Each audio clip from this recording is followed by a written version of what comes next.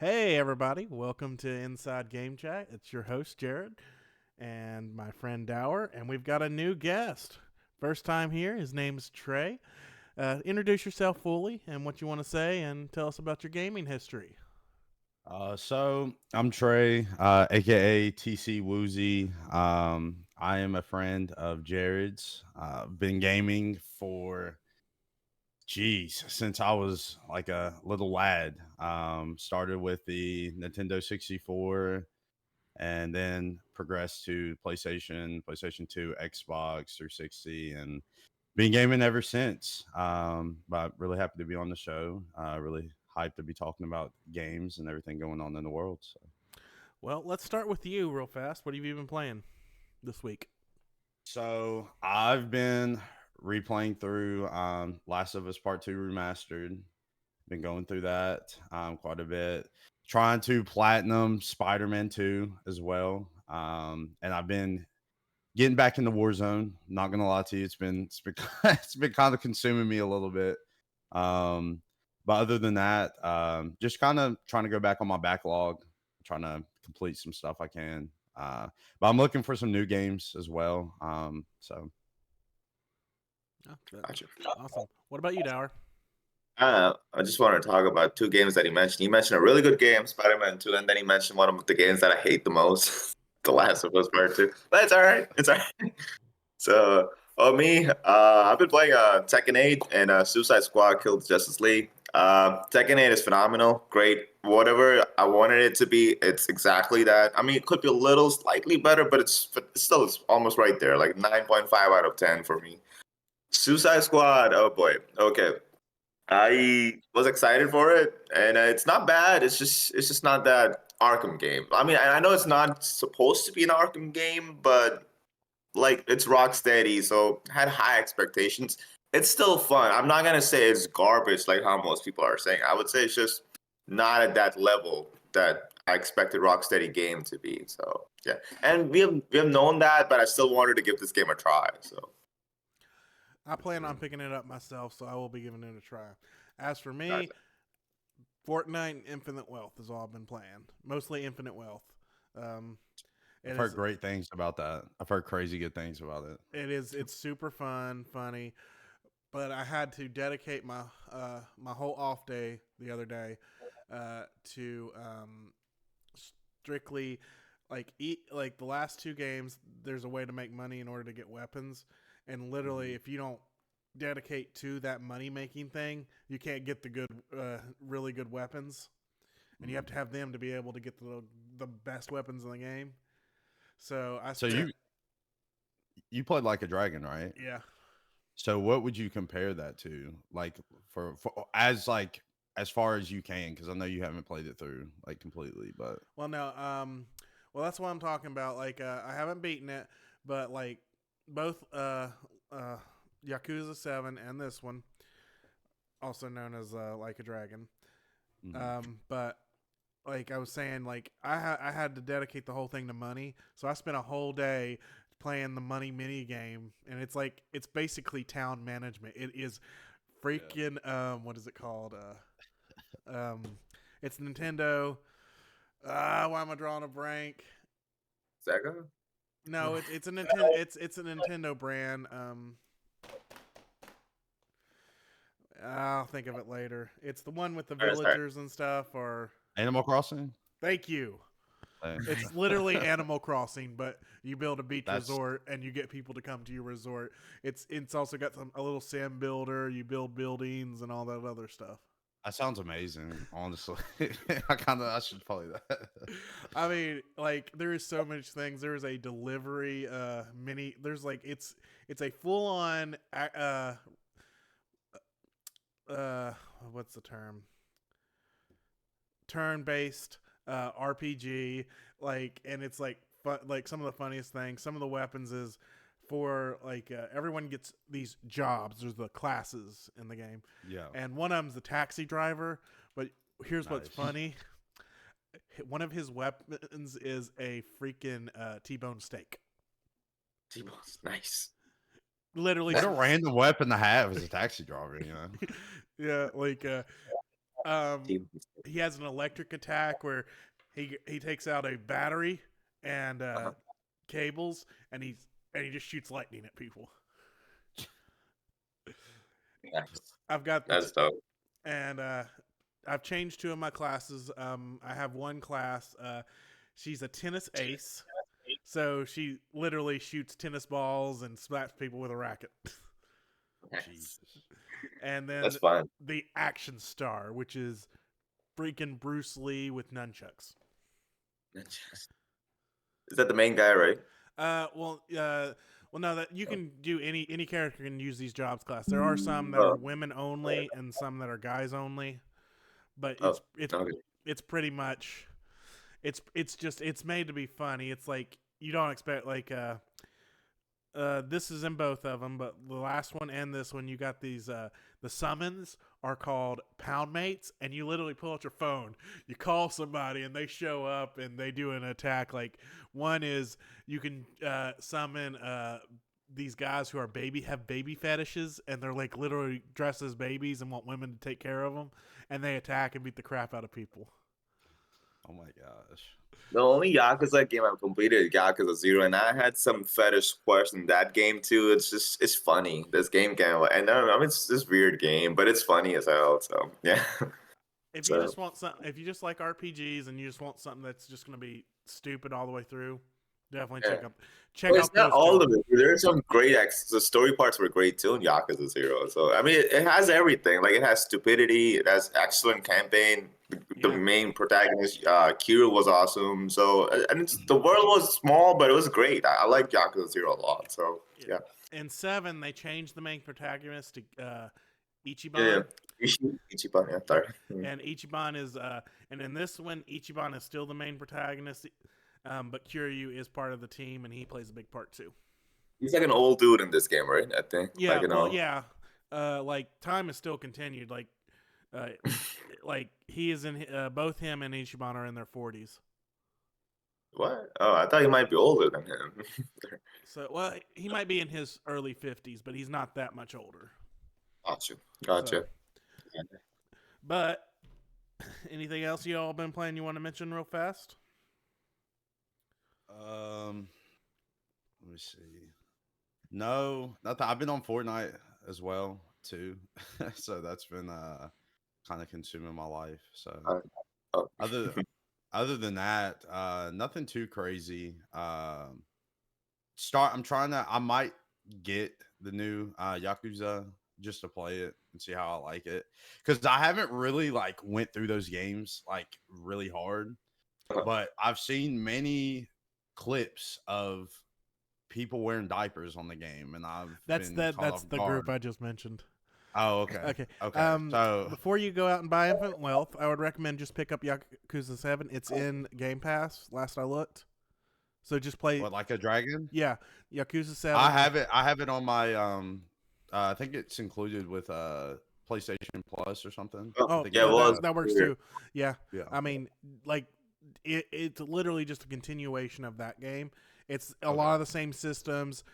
Try it before you get the other spend money. I recommend it because it is one of those games that you're going to have a taste for it. It's not like it seems like my type of game. Yeah, but I think you would have a laugh. It's kind of got the like more funny humor of like Saint Row. Okay, yeah, that's dope. All right, but yeah. Well, here's this week's icebreaker. We're going to save the normal icebreaker for just a few minutes. We want to hear what Trey's last 2 icebreakers, starting with his favorite game of all time. Oh, you already know my favorite game of all time. I don't know, but they don't. Yeah, me neither. September 25th, 2007 was a great day in gaming history, and that's when Halo 3 released. Nice. And it's it's my favorite game of all time. Still have my Master Chief helmet.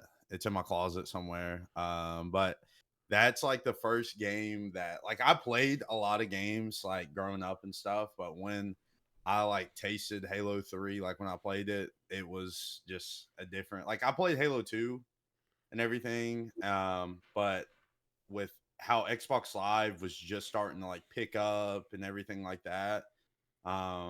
It was just kind of like change gaming history, in my opinion. I think for just how we play games today, just with the matchmaking system, and you had custom games, you had Forge, like everything like that. It was an incredible time, The especially just Hayabusa armor. Hayabusa, Recon. Only like Bungie members could give you Recon and stuff, and it was just an amazing time, especially in like And 2007 for gaming, because you had that game, and then you also had Call of Duty 4, Modern Warfare, and just it was a great time. But Halo 3 for sure, played the most, and forever will be my favorite game probably. yeah, and I was gonna say, obviously, it has one of the best campaigns ever too. Like not just in Halo history, like in history of gaming. So Yeah. it's phenomenal. Okay. But back to your point, didn't Halo 2 start with the Xbox Live thing? I thought it was So Halo yeah, 2. Halo 2. So Halo 2 started when Xbox Live released in like 2002, 4. 2003, Oh, and then Halo 2 released, and that was the first like online multiplayer system. And then when 360 released, that's whenever they started having like your own parties, and then that's when they started having custom games. They released Forge for the first time, and it was really different time. Like it really changed a lot. Just a random fact about with the Halo 2, they it wasn't the first online game, but Halo 2 had the first really successful voice chat and stuff. They literally took the system from Halo 2 and put it into the 360s online. Yeah. So Yeah. And with from the regular Xbox to 360, internet started, like broadband started being more of a accessible thing for people during the 360 era. So I feel like that's why Halo 3 started building up, and a lot of other stuff too. And then you had like the community where you can download maps. They had the screenshots and everything. It's amazing. I mean, yeah. I love it still till this day. Sure, the movement now, if you go back and play with the movement, it's really like it's not like sprinting like everything is Yeah. now today, but it's still just foundation, especially with the maps too, just legendary maps and everything all around. I could always just go back and play all those older Halo games. Like to be honest, I mean, other than Halo 5, I could play all of them. Yeah. yeah. Yeah, Halo 5 was, It's just like, I mean, the multiplayer is phenomenal in Halo Yeah. 5, but everything. But I'm just talking about campaign and everything. Yeah. Master Chief story. Yeah, we'll get to that. What I think about the Halo 5 story and the different topic. yeah, we'll jump on that when we get to our games of our game theme, which is obviously Halo. Yeah. I've literally I got B-roll appreciate it playing this for whole episode, and right now I'm in a tank in Halo 1 on my B-roll. Right. We love Oh, you that. do? Nice. It actually was going to Yeah. play a level from 1, 2, and 3. It was so long just because it had been a while. I had a couple of missed accidents. And then like one really and a couple really random. That is one thing about the Halo engine is like your deaths can be just so random, like nothing's around and all of a sudden just something explodes far away and you just get killed by a splatter or something.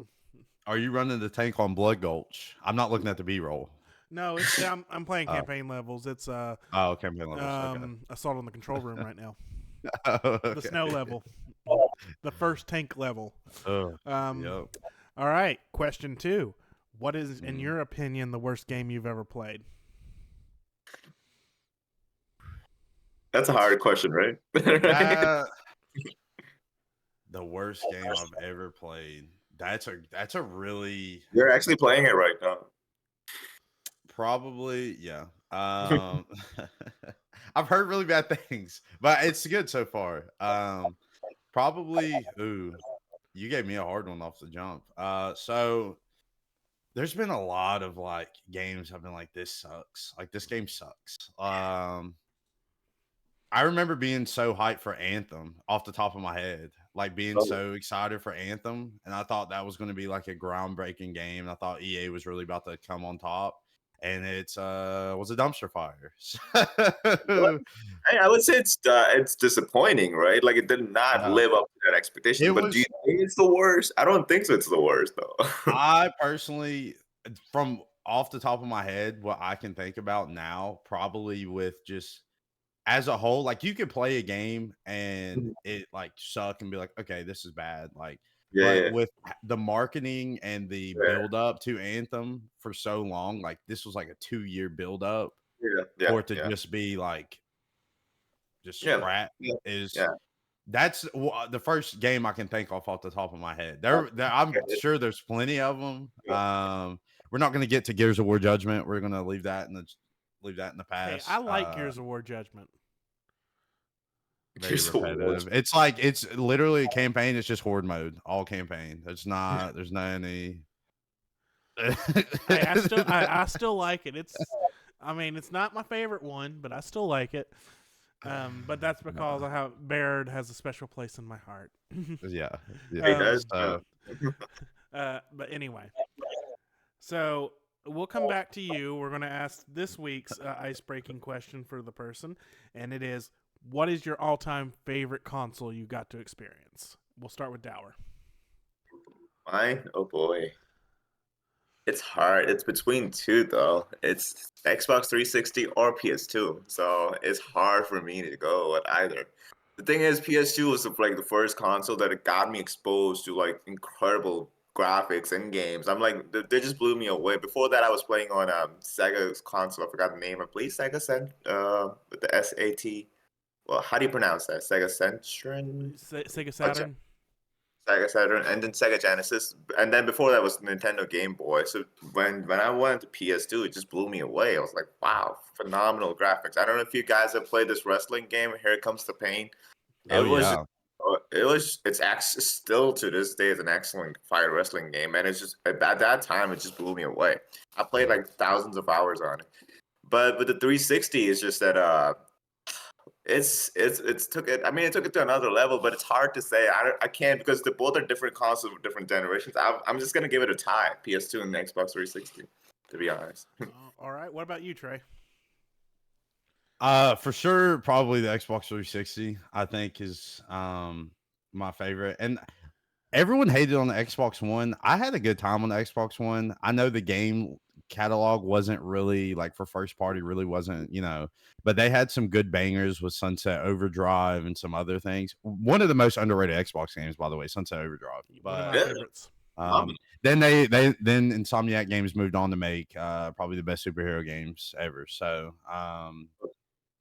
but the 360 just for longevity purposes, game changing aspects. The cheap. They brought so many like good games to that console. Just even like backing off from 2005 all the way up to like 2012, that run was insane with like the Fable games, all the Halo games that came out with Bungie. Even third party games that were on like PS3 as well. I just think the online system for 360 really matched and really took over from PlayStation, because at first PlayStation was struggling and then they like kind of at the end kind of made it right. But just with 360, man, it was just a great time for gaming and for Xbox as a whole. I'm gonna be the odd man out. My favorite console is the Sega Dreamcast. Okay. I respect that. Yeah, Great I console. mean, hey, we wouldn't have the Xbox without the Dreamcast. Just saying. It's valid. It's valid. And just because that was probably it wasn't my first game console. My first game console was the Sega Genesis, but it was the first one where I was actually old enough to really figure out what I like, because I was almost a teenager at the time when I got it. I was like 6 when I got my Genesis, and my brother played it more than I did. But because it had such great games, and I'm so glad that we're getting a return to the franchise, Jet Set Radio. But at the time, it was called Jet Grind Radio. They didn't change it into the name until it re-released on the 360 and PS3. When is it coming out? The Jet Set Radio. I mean, the new all one. we know is it's in development, and Okay. we had a leak, and we knew it was in development a year before that announcement, because they had a Sega press release. They had a earnings call investors. A slide leaked of Jet Set Radio. Um, but yeah, it had Jet Set Radio, Sonic Adventures 1 and 2, which I double dipped and bought them for 360 when they came to 360. But yeah, those were mine. What do you think of PS2 though? Just asking. Oh, I love PS2. I had tons of games for PS2. I mean, Gotcha. Yeah. But just because the Dreamcast is just more, Mm-hmm. it was more me than anything else. It's fine. But I'm just asking you general opinion on it. PS2, did it do anything for you? I had so many good games on that. It was what really introduced me to JRPGs. That was my JRPG console. Oh, really? I mean, Go ahead. I'm sorry. Go ahead.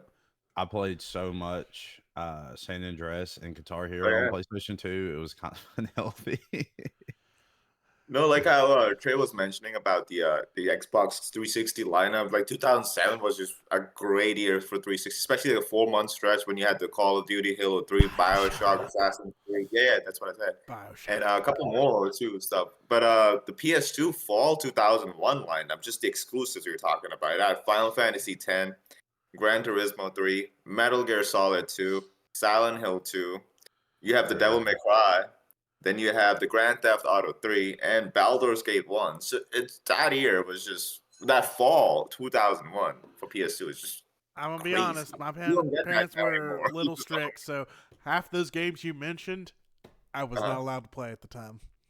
Yeah, I mean, I'm just talking about how great that library was. I'm just saying.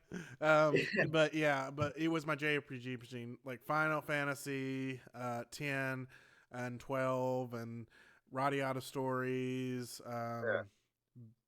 One of the Mana games was on it. I can't remember which one it was. There was I had tons of JRPGs. Yeah. I'm not a Metal Gear guy, but Metal Gear Solid 2, I know has cemented itself. It's like one of the biggest games ever in the history. Like it did something for all of these games with the cinematography, the cutscenes and everything. So it helped a lot with gaming, what gaming is today. And some people still swear about that game. They say the rain in that game looks better than most rain games today. So I don't know. I haven't played it, but I've just seen and heard great things about it. So best rain in all video games, I gotta say, and a lot of people probably would argue with me, is you need to experience Metroid Prime. The rain in that game. They made a standard in the rain, literally, the rain would drip on the screen like it was hitting the visor, and then the visor would clean it. It was so real. It'd run down the thing. It was really cool. The first Metroid Prime? Yes, the first Metroid. Yeah, the GameCube one, the one that came to GameCube. That was the first Prime. But anyway, we kind of covered all that. Why don't we don't move on to the news, because we have a pretty big topic. It was the PlayStation State of Play this week. Who here got to watch? I watched watched a little bit of it. I watched a recap. Helldivers 2 looks great, and I'm excited to try it out. I didn't watch all of it. I just watched the 2 games that I wanted to watch later on. They were Stellar Blade and Judas, and I really want both, to be honest. Yeah. Well, I'll go down the list and chime in with what you're excited about, but we will start with Dower's one of Dower's picks, Stellar Blade. Oh, yeah. And it has we go in it has a release date of April 26. Yeah, finally. It was supposed to be honest, last year or 2022. They kept saying it's gonna come out in 23, and late November. I'm like, when is this coming out? This year's almost over. I want to play that game for a lot of reasons, not just one particular reason. By the way, I want to play for a lot of reasons. So yeah, I love great action games and Souls games. I do like them. I like Shakira is my favorite game of all time. Elden Ring too. But sometimes I just want to play games without the difficulty aspect. I just want to have a good. Sometimes you're tired. You just don't want to struggle. You just want to play, have fun, just beat up people. So I think Celeblade should give me that edge unless they take that option away. Like they might just make it Elden Ring type game as well. Not Elden Ring type. I mean the Dark Souls type. Yeah. Well, I hope not, but I just want to play that game and just cut off those enemies and slice them in style and in action and in your sexy way, I guess. So yeah, I'm just looking forward to that. So yeah. I am excited for that. I may not pick it up on day one, but I will be eventually getting it. Little tidbit about that game: when it was first announced, it was announced as multi-platform and even had an Xbox logo in the trailer. And then Sony came in and bought exclusivity to it. And it's probably a year's exclusivity, so if you want to play on an Xbox, play it on Xbox. You'll probably just have to wait a year. But yeah, I just kind of wanted to mention that. But yeah, I like the way its battle style. It is in my alley of type of games I like to enjoy. But at the same time, it looks more Devil May Cry to me, and I'm not the biggest fan of Devil May Cry. Oh, come on, dude. Get a life, man. Like Not even Devil May Cry 5? I played it. I played it. I played 5. Okay.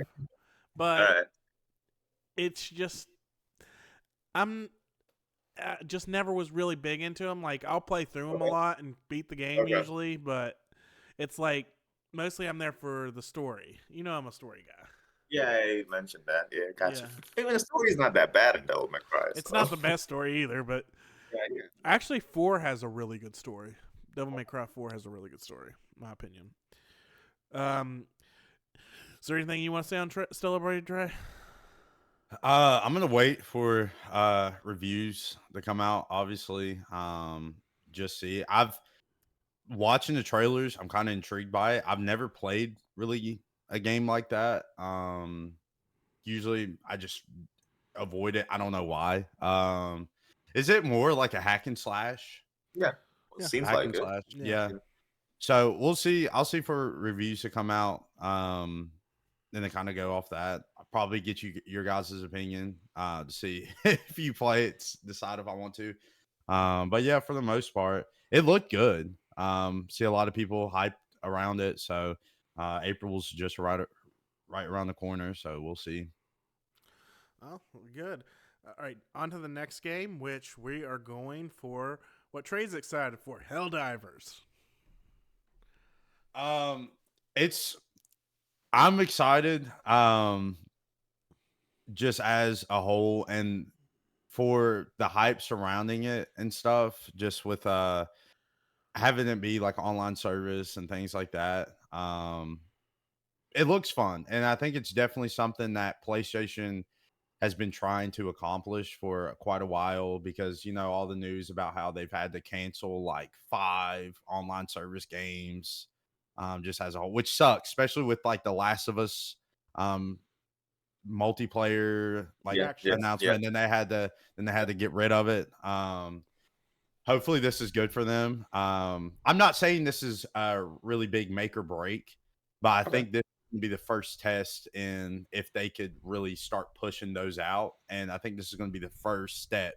And okay, if we can get people on, if we can get people playing this and stuff, then I guess that creates a different roadmap just depending on how this goes. So I'm really excited to see how it goes. I mean, it's early in the year, comes out really soon, so we'll see how it goes, but really excited. Is it coming out this week or no?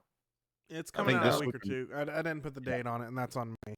I'm pretty sure this week. But speaking of which, I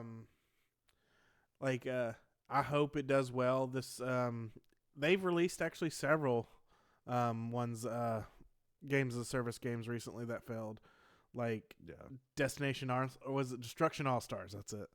Yeah. That was on PlayStation Plus too, right? I believe. Yeah. Yeah. It was. Yeah. And they are going to have a tough time bringing in a another games service, especially with how the Destiny fatigue is affecting the entire community. Destiny, I mean, everyone's going to grow tired of the same thing. I mean, 10 years of it. Yeah.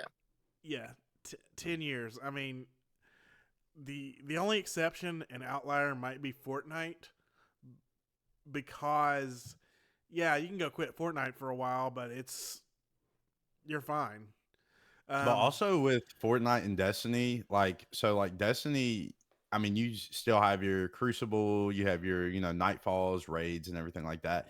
Fortnite, they started off as just a battle royale and like that survival type game mode, and now they've like just advanced into so many different games. They're like trying to be like a Roblox game for like current people, which is great, with so many like collabs they've been doing like with Rocket League racing and like they Yeah. did the Lego stuff. I think it's a really good variety for different people versus Destiny being that one a group. Yeah, They're trying to expand to every other person. So it's a living platform, yeah. and literally, Fortnite's a great example. We're just gonna get to the point where, with gaming, because this is gonna be for a later time, but I'm just gonna throw this opinion out: is Mhm. consoles are not going away with the dodo, but they are not as relative as they were 10 years ago.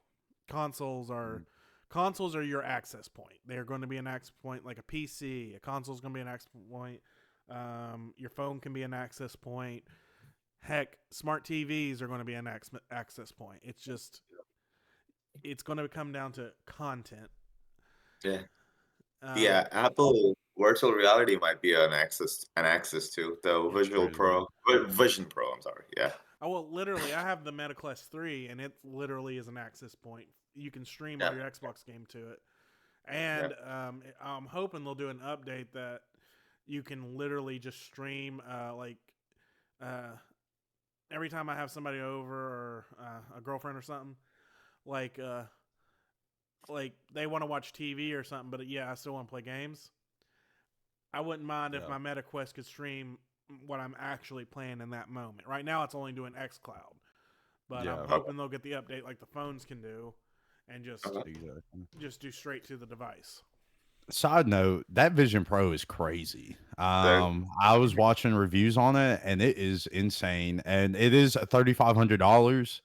And seeing people walk down the street in like New York with it on is kind of insane. And I'm a little concerned. Yeah, Yeah. getting ready for the work. The price. Oh, Go you ahead. go ahead, Dower. You go to No, Dower. I'm just saying the price is crazy, but I've seen some people who are willing to pay for it. But I'm like, okay. The Apple ecosystem, man. People Right. that are hard to Apple, they'll pay whatever. Well, just be prepared. We're getting for the Ready Player One universe. I mean, Happen. like, what was it? There's a company that just invented the freaking treadmill thing from Ready Player One that you can Okay. literally stand there. It's going to be for VR, and you walk, and it moves with you, and it keeps you in the same spot. Be a Like, good workout. Sure. so I mean, like, lose the tether, get that, then you can do anything you freaking want. So, I mean, seriously. But yeah, but let's go back to the PlayStation uh, state of play. Anyway, um, did anyone have any feelings about the fact that we got 2 Silent Hill games in it? A short message, which is free to play for everyone. You just go download it. And an update on Silent Hill 2. I think it's good. I think it's good for the just we haven't really gotten like a really good horror game in a minute, like just as a whole. Like I know we've had some that have came out, but Silent Hill has a really big following, so I think this is a good start. I've actually never experienced the Silent Hill series, but I will definitely be picking up Silent Hill 2 when it comes out. Because I'm a big horror guy. I love horror games. Yeah. That Silent Hill 2, I tried it back in the day. I guess I was too like young, like it scared me off. But the thing was, I just didn't even know how to play games back in the day, like the action, Yeah. like the puzzle parts, or like go here to continue the story. I didn't know. I just wanted to play a straight game at that time, so I didn't understand. But like y'all, I'm excited. I mean, I'm probably gonna pick it day one because it's been a while since I got a good horror game. I mean, the last one was a remake. It's my game of the year, but still, I'm not gonna count it as a last year game, which was Resident Evil 4. And it's not even that scary, to be honest. It's more of an action adventure game. It's just a phenomenal game, though. But the last good horror game I played, it's been good 3-4 years now, I guess. So yeah, Silent Hill 2. Like I'm looking forward to playing that. Yeah. Well, I think I'll probably by the end of the day go ahead and download Short Message just to check it out. It looks pretty scary. It looks kind of like Resident Evil 7. So Oh. Is it first person or third person? it's first person. That was third person. No, 2's third person. Yeah, that's what I'm talking. The short message. Oh. I'm sorry. Yeah. Short message is the first person, and like I said, it reminds me of Resident Evil 7. So I'll be checking that out, or probably better term, what was it? PT. That was it. Yeah. Yeah, that never happened, right? Yeah. It popped up on PlayStation as an app, though, right? I think, but never. No, it was going to be, released, and then the whole thing, because it was one of Kojima's babies. The whole thing with Kojima and Konami happened, and then the game was just axed. So who was actually developing it? It was not Kojima. It was someone else. Developer was someone else. No, it was Kojima. It was a Kojima. Oh, It wasn't Kojima Productions. That's when he was still with Konami. gotcha. It was Konami Development, which is who is publishing the other two. Bloober Team is doing the Silent Hill 2 remake. And they did the medium, and I liked the medium. I don't know if you guys played it. It was fun. It was really good. I played it and beat it. I just I got mad at it though because I wanted to get all the achievements for it, and I know I did it right 5 times. One of the achievements would not unlock for me, and I'm just like, screw this game. I'm done with it. But yeah, I enjoyed it. Speaking of like a horror game, so to speak, who remembers BioShock? It's not a horror game. It is. It's a little bit of a horror game. It's in the horror field. And this is the segue, dude. You play along. I'm just kidding. Yeah.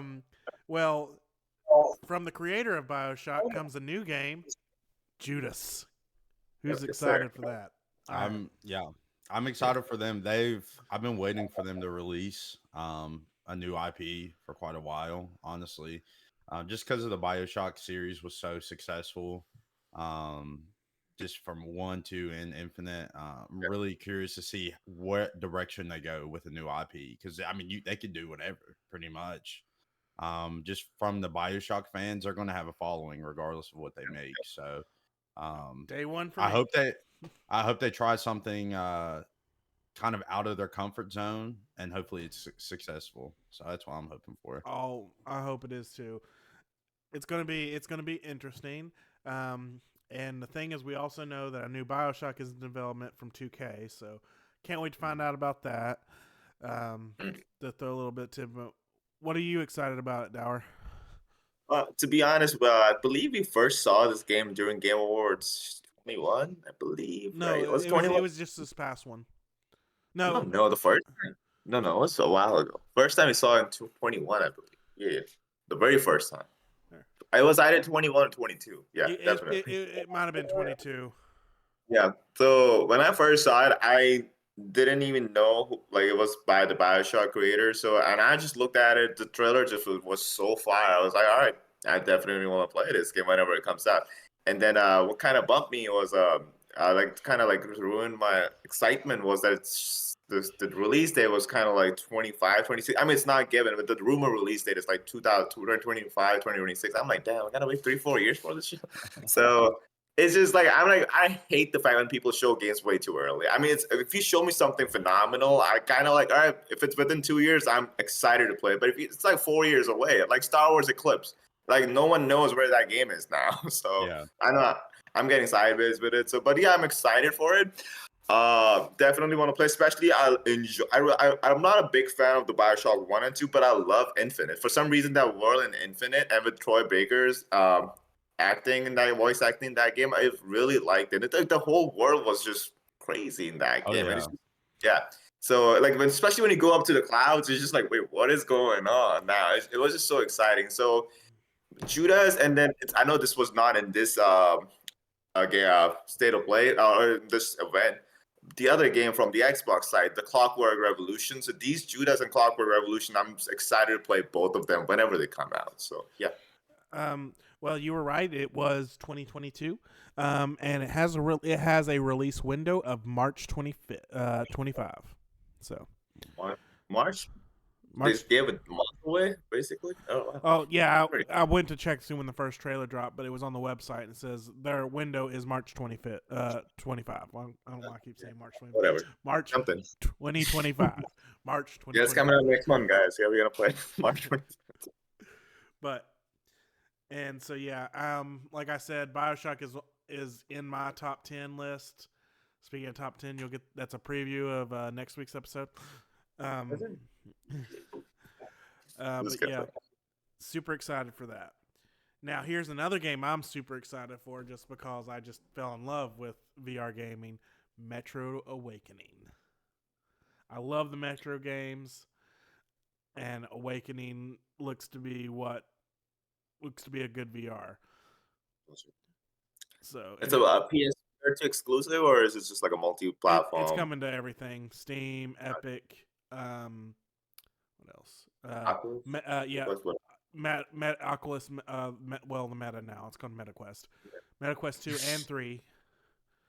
So I will definitely be getting that and going to be experiencing it. And I hope it's as good as Half-Life Alyx. Oh man, talk about a good VR game.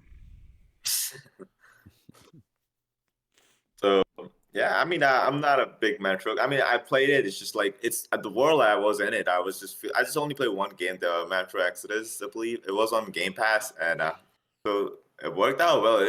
That's kind of scary at times. Like sometimes there are like some creatures that come out of nowhere for you. So I mean, I just got lost in that game, so I dropped it. But like I see this one might be really good. The one that you're talking about, the how do you say it? Metro Awakening? Yeah, Awakening. Yeah. Trey, do you play any VR? Well, I used to, and then I started getting headaches, so I kind of like took a step back. The last VR, I used to play like Phasmophobia, like really heavy on VR, which was still excellent, great. If you want a horror VR game with a group of friends, best game to play right now. Like honestly, still. Um, but I have played some of the Metro series, and it's been really good. So I'm excited to see where this goes. And I think with VR as a whole, it started to progress in the right direction, just with games. And there's been a lot of VR games that are doing storytelling and stuff like that now, which I think is a really good thing. Instead of having these little, just kind of like, what do you call it? So like shovelware like type of VR games where you just like have fun like 30-45 minutes and then you're like, okay, I'm done type stuff, just like kind of like a demo, so really excited, hope it does well. Been thinking about getting another VR headset too, hopefully. MetaQuest 3, it's worth it. It's worth its price. It's and the best part is no tether. Well, all right, so I'll be looking at, I think that might be my next big purchase. So and another Would thing any of you recommend PSVR 2 though, or no? huh Would you guys recommend PSVR 2? I personally, me as I just don't see the like PSVR 1 had some pretty good numbers. PSVR 2, I just think whenever you're comparing that versus like it's around the same price as what you're getting with the MetaQuest 3, and you have access to all of these other titles, which the PSVR 2 is kind of limited, to just what you can do. I personally would do the MetaQuest. I think, just my 2 cents, I think PlayStation should just stop doing VR, but it's just me. So or just go to support third party. But Yeah. I agree with Trey, and it's pretty much the same reason. It's just even PlayStation themselves aren't really supporting it. They've only done one game, and that was the Call of the Mountain. Yeah, Call of the Mountain. Yeah. Horizon. Yep. And one thing is about the MetaQuest, thanks to Steam, you can play Steam games on the MetaQuest. tethered and untethered thanks to the app Steam Link. But you have to have a good router. My router sucks, so I cannot do it. I had to play all of Half-Life Alyx tethered, but I enjoyed every minute of that game. Yeah, I've heard good things. So yeah, I mean that is one thing is, and I used to get sick on VR. They have to maintain 120 frames, otherwise I'll get sick. Oh, okay. With PlayStation, I didn't try 2, but I remember the PS4, it would struggle to maintain 60. Yeah. So that's the reason I just never really. I heard the tech at the time was not that great for the VR for PlayStation, but the games were good. That's what I heard. The games were great, but the tech was just not good. This time they have the tech, but the games are not there. Like the exclusive PSVR 2, like the games that would sell you PSVR 2. And they shot themselves in the foot by not making it backwards compatible. Like the games. Exactly. Yeah, and they could have easily done it. But on to the next game. We'll go with one of the smaller titles. Dave the Diver, and he's getting a Godzilla DLC. Looks sick. It looks sick. I knew as soon as I was watching State of Play, as soon as I seen the logos and stuff, I was like, dude, Godzilla's coming to this. This is going to be crazy. But I'm excited for it. Good game overall. Definitely give it a try if you want to go out your comfort zone a little bit. But with the Godzilla kind of attachment to it, it's going to be really fun. Yeah, I need to try Dave the Diver. Everyone says it's really good. It's a different game. It's something different. Yeah. It's one of those that you just kind of like play to chill. Yeah, it's very relaxing game for sure. So it's probably going to be even more fun with Godzilla add on to it. So Gotcha. I mean, I have no idea about this game to be honest. But the thing is, since you guys mentioned Godzilla, like I used to go to Toys R Us back in 2000 just to pick up an action figure of Godzilla. So that's how much I like Godzilla. so yeah. So and I'm sorry, Toys R Us are gone. So whatever. Well, look into it. You might like it. It's an indie game. Some of the best games, in my opinion, in this day and age are indie games, hands down. Yep. I mean, Yep. you got Power World. That's an indie game taking almost at That's 20 million units. Yep. Crazy. Waiting for Pokemon to try to get a lawsuit out of them. So we'll see how that goes. Well, we talked about this last now week. here's the thing, though. If they do lose that lawsuit, it'll probably make Nintendo back off about just streamers and stuff. The Pokemon needs to chill. Just let them have their. I mean, it's not. It's not their fault that you guys weren't able to make a 3D game like this. Like. Well, no, it's more they chose not to make a 3D game. Yeah. Well, they stuck to. They stuck to their guns, and they see how successful it is, and now they're like hurt about it, and they're like, oh well, so. They're going to just make another game just like Power World, probably Pokemon is. They're probably they'll probably like whatever they were working on next. Like we're scrapping this. We're going full 3D. Wait for them to make something like this on the Switch too. Just keep it in mind. I was gonna say I don't know if they can. I mean, I saw a picture on the internet like if Pokemon is gonna go after Power World, why didn't Dragon Quest go to Pokemon? Exactly. Because Pokemon had a lot of similarities with Dragon Quest, and Dragon Quest came out 10 years before Pokemon did. So you saw that, Jared? No. No, I haven't seen that, and that's hard to for me to picture. I don't remember you really catching creatures and dragons. No, I just the figures, the action, like I mean the Pokemon, like the creatures, they look similar. Like even there's not like a creature in Dragon Quest too. So yeah. Well, it's harder to do that because one thing is you can't have innovation when gaming if you go after anything that's similar. And like that's a reason a lot of people a couple years ago, little history lesson. Shadow of War and Shadow of Mordor, the Nemesis system, it took them 6 tries to get that copyrighted. Yeah. Because gaming's supposed to be very open, so it's very hard. And when they finally when WB finally got that copyrighted, the whole industry blew up at them. So no one can make anything similar to the Nemesis system now. Except for themselves, right? They might do this with Wonder Woman game too, which is coming out sometime, I guess. So yeah, and if anything seems like similar, it's going to be a lawsuit that they're probably not going to be able to hold. But it's still, gaming is the only way you're going to innovate. You're going to have people like, you could also say Final Fantasy. Why didn't their sprites look similar to Pokemon too? I mean, it's just like the hair. Yeah, the original Final Fantasy. Like, you can say the same thing with Monster Hunter. What else? Anything that uses creatures in it in general. But yeah, it's going to be an interesting legal battle, and it will probably be one of those legal battles, if it does happen, that will be like tracked, and whatever way it goes will change the industry forever. Like, yeah. So, like, it'll be one of those like, hey, this game is using like for Final Fantasy, this thing is using monsters. Let's sue them because they look similar. If it passes. So, and that's just a very dangerous playing field. I mean, but the only thing that with Power World that I think kind of also made Nintendo or like Pokemon people like go after them is like you pretty much use a Pokeball to catch them. So I mean that's another like that's pretty much like the same thing. It is the same thing to be honest.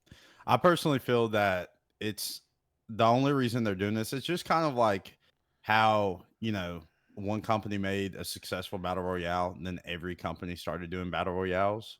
It's kind of just like that. They said, this was successful back in the day. Let's do something similar to it.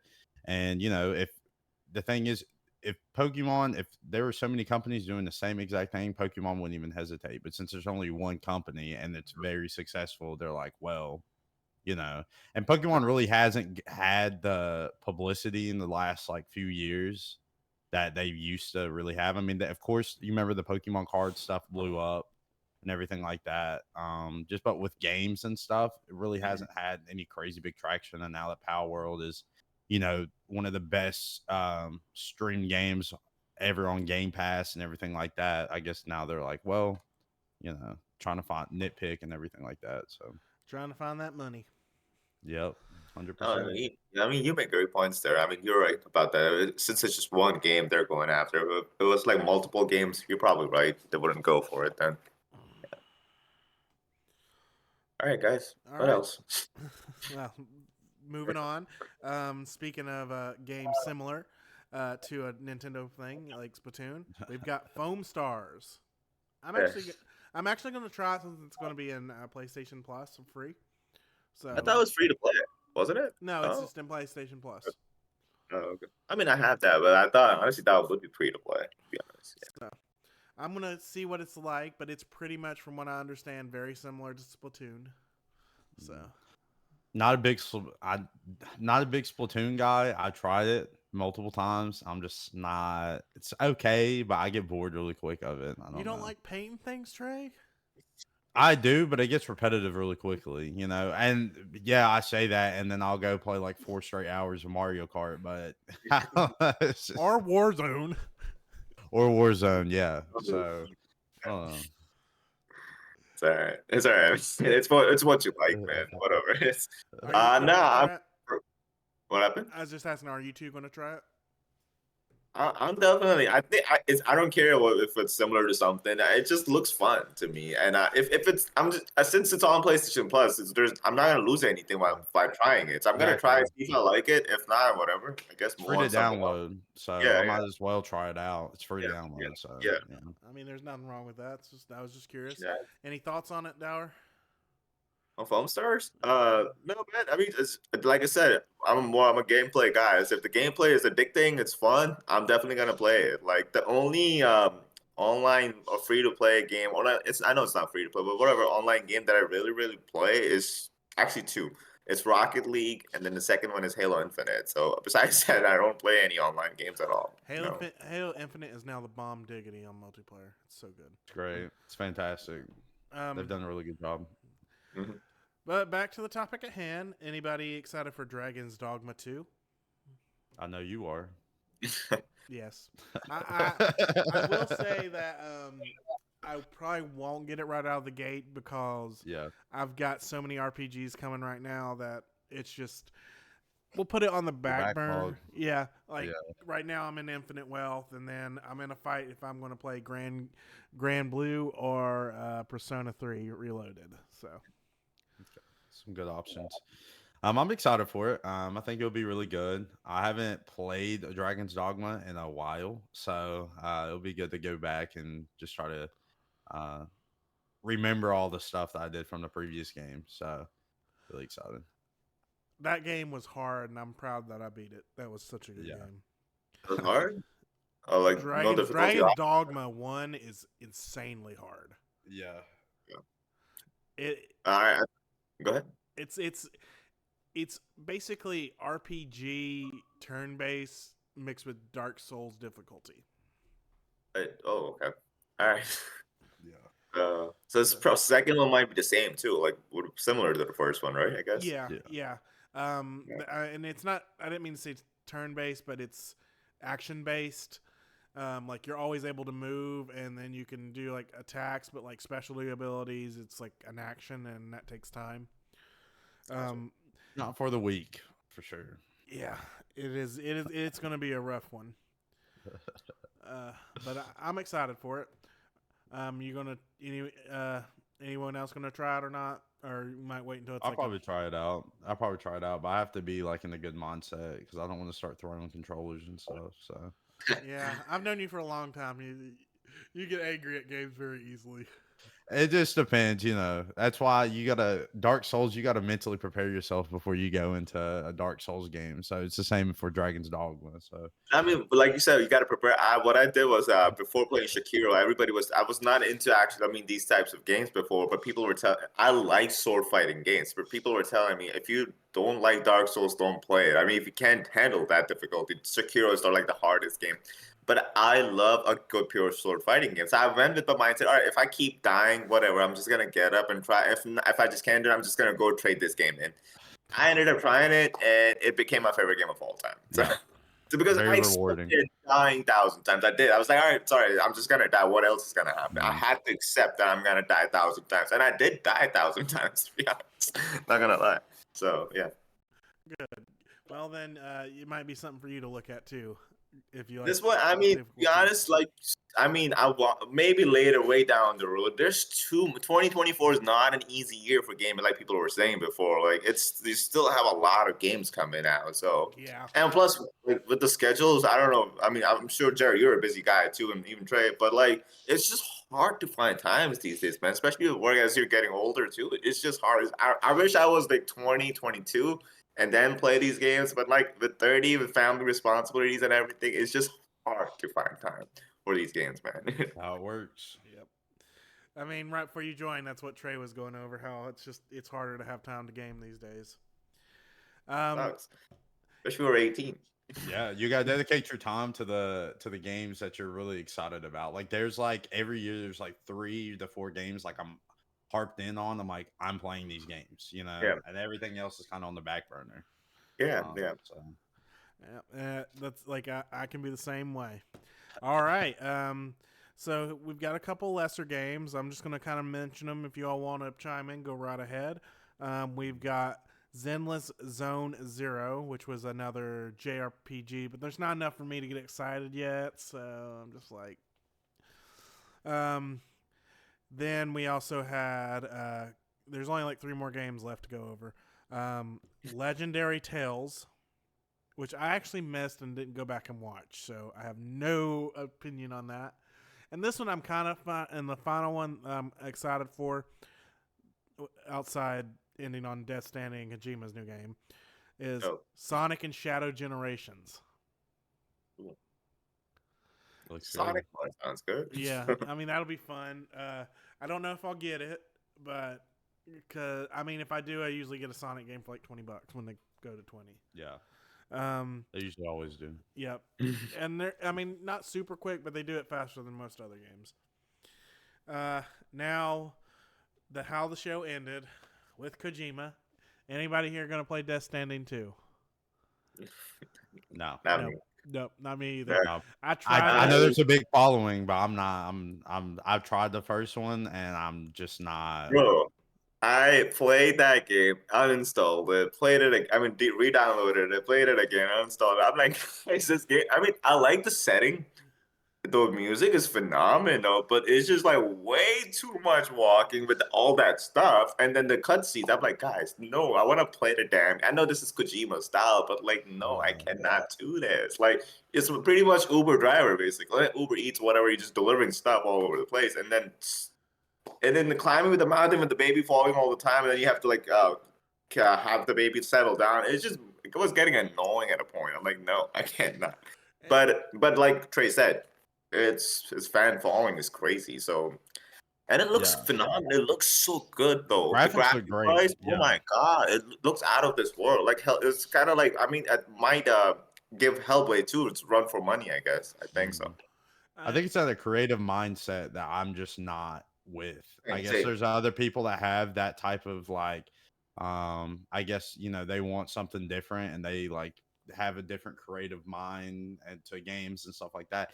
Just not my cup of tea. But I Same. understand the following and I think the graphics are amazing, but I can't get into it. Well, real fast.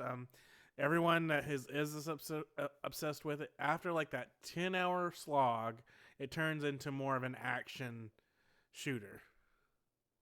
I mean, that's the thing. I don't want to have to play a game for 10 hours for it to become a good game, though, right? No, I don't want to do that.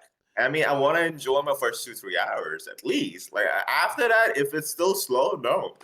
I mean, I uninstalled it twice. I wanted to give that game so many chances. You're saying 10 hours, but I heard from some people it's after 15, 20 hours. To be honest. Al, like I've heard different too. Like I've never finished it either. I thought about playing it through my PC when it was in Game Pass, but yes, a PlayStation game was in Game Pass. It was kind of mind blowing. But yeah, we get MLB PC and Game Pass. Game Pass too. So Yeah, PC Game Pass, though. still, It's still there, right? no, it's out now. Okay. Let's see. And then the big announcement at the end is the new espionage game with Columbia Pictures helping out, which it's pretty much he's the mind of Metal Gear, so it is something to be excited about if you like Metal Gear. Yeah. And I'm thinking about picking up, even though they're doing the remake. Speaking of Metal Gear, right now on sale you can get Metal Gear Solid 3 for $15, like the original one for Series X and S, and playing through that again. The remake is coming out this year, right? I believe so. Yeah. The last update we got was Xbox's winter something, like around winter time, or was it showcase? Xbox showed something involving it recently. I just can't remember. It was announced at PlayStation, and then it showed up at Xbox's stuff. Gotcha. PlayStation's third-party show last year, I believe. Yeah. I mean, it was supposed to be a first-party show. The only first-party game we saw was Spider-Man 2. Well, the showcase, yeah. Well, that covers all the games. Just reread, make sure I didn't miss anything, but I think we got it all. Anyway, since me and you touched on Tekken 8, and well, actually, can you give us a little bit more about Tekken 8 and how you've been enjoying that? I mean, if you want to play for the story too, it has a great story. It's short, but it's great though. Like it's basically Jin and Kazuya, the son and father, going after one another. This time, last game it was Heihachi and Kazuya. So, they were also father and son. Kazuya is like the devil basically in this one. He's just trying to take over the world, and Jin, after like seeing his mother's dreams, is just trying to stop him and basically like stopping the world turn into like just robots basically. And he's not turning people into robots, just like people turning into just obeying him and just do whatever he wants to do. So that, but like the game, like Tekken 8, my main thing with it is like it has excellent gameplay and the visuals are stunning. So if you play, and it has a good roster too, like 32 players. So my only complaint with Street Fighter 6 was the roster. The roster is small. It could be bigger, but it's small. Like it's not that many people. And this one is a big roster, and pretty much I would say I've played like 20 to 25 of them, and all of them, like pretty much except for a few, have excellent moves. So they added a new element to this game. It's called Rage for the fighting mechanics. It's just like it gives you a power boost, and it's also like a counter attack too if you time it right. So it's just like you have to play it to know what it is. Like, I mean, if you have played older Tekken games, this is pretty much the same game, but with slightly better gameplay, which kind of takes it to the next level, in my opinion. It's not that much different, but it's just faster. Visuals are much better, and excellent gameplay with a solid roster. That's what I wanted this game to be, and it just delivered on every end. And then the story is good too. I like the story in this one, and the pacing of the story much better than Tekken 7. Tekken 7 was kind of slow. And I don't know if any of you have played Tekken 7 recently on any of your consoles. It's so slow. The loading times are insanely slow for Tekken 7. It's on Xbox, even Series X or PS5. It's slow. Just if you don't want to skip Tekken 7, if you never played it, I would say yeah, just skip it and go straight to Tekken 8, unless you really want to play the story. So That's good to know. Reason I wanted you to go into it because we had a request this week that they wanted to hear opinion. So I'm glad that you're enjoying it. I plan on getting it because I'm a big Fighters too. I mean, you'll probably still kick my butt, but still. I've about seen you? I've seen the multiplayer in it. Like the arcade, you can just like walk up to like where somebody's sitting down and just play them. That's they kind of stole. I mean, I'm not gonna say they stole it.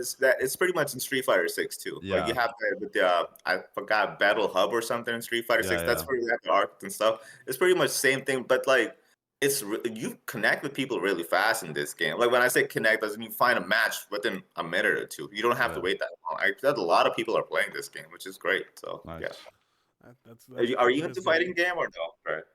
I haven't really played a lot of Tekken. I played a lot of Mortal Kombat. And then I Just played get some it out of Street the Fighter as well. Yeah, but I I've did been make him curious quit in Street playing. Fighter 4 once. Yeah, 21 wins yeah, straight against him and all his friends. way. yeah. It's fighting games. I like them. I'm horrible at them though. I'm terrible. Like you, because you got to remember all those combo move sets and everything like that, and it's just it's a very you got to have a lot of patience in that game. True.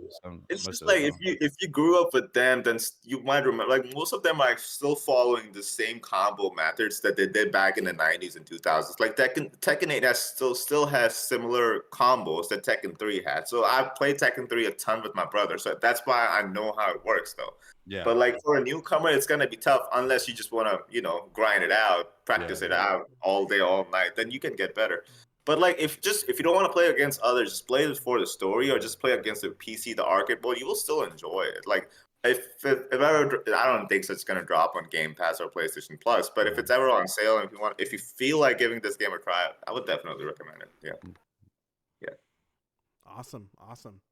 All right. Well, before we get into our game of the thing, I have a pros question. This should be just a quick topic. There's a lot of stress and worry on the internet, which I find kind of stupid. Um, Want you to go. Where are you going?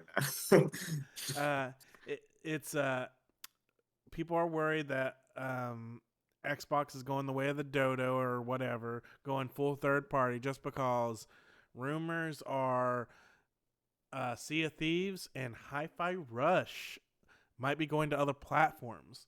And here's the question: does it actually hurt Xbox, or is it just hurting everybody's ego? Ooh. See, I was reading that question, and I have mixed reviews about it.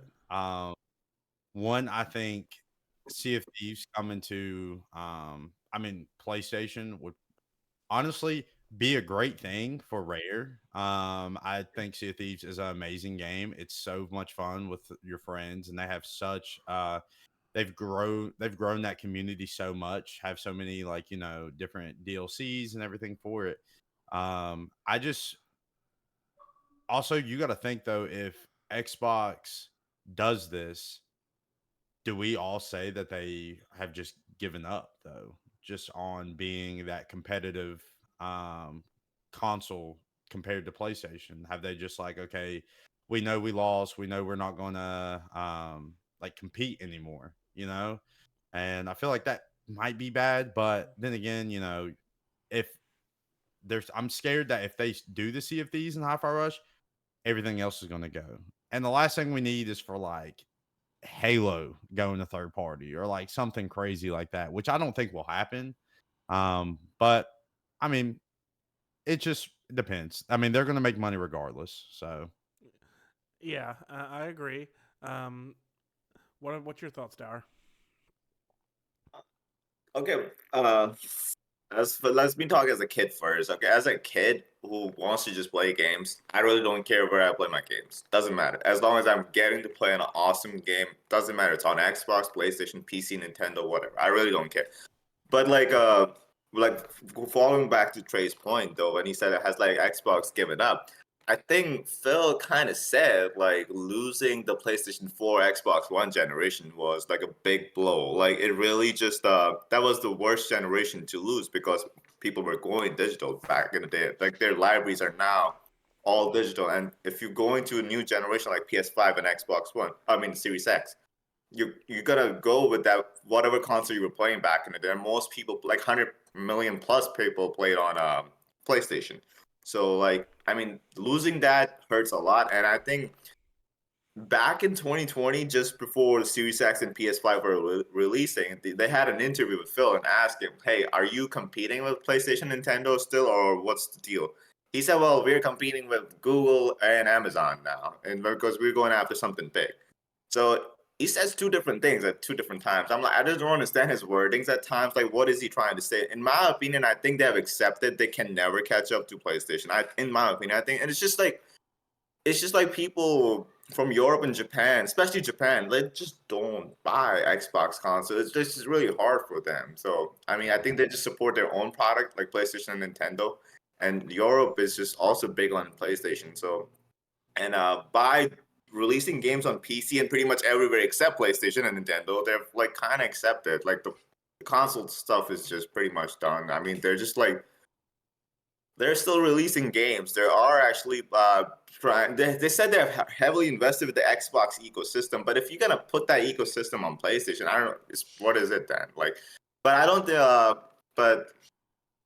But going with Sea of Thieves and Hi-Fi Rush, I think it's not a bad thing for those two games. If it's just games like that or like online service players, it's not that bad. But yeah, I don't know. I mean, I think they have accepted an L to PlayStation in my opinion. yeah, Yeah. I agree in the console space. Yeah, they've accepted the L. Yeah. But here's my opinion on it: is I think it makes real great sense for Sea of Thieves to go to PlayStation because it's at a stagnated point, only being on Xbox and PC. mhm, And if you want more content for that game and that game to keep striving, they need to bring in those true hardcores that are not going to buy an Xbox from PlayStation. Yeah. And it wouldn't surprise me if it shows up on Switch too, which would be another great one because that keeps that community growing. And rumors is that we may see other games as a service from other platforms go to Xbox. I'm going to say Helldivers might be a year to 2 years exclusive if it does well on PlayStation. yeah, And they'll go, okay, we've stagnated.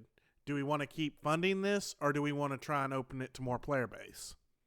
yeah, And Like the thing with MLB, basically, their series MLB. MLB's a little bit of a different story. It was MLB literally forced Sony to do Gotcha. it.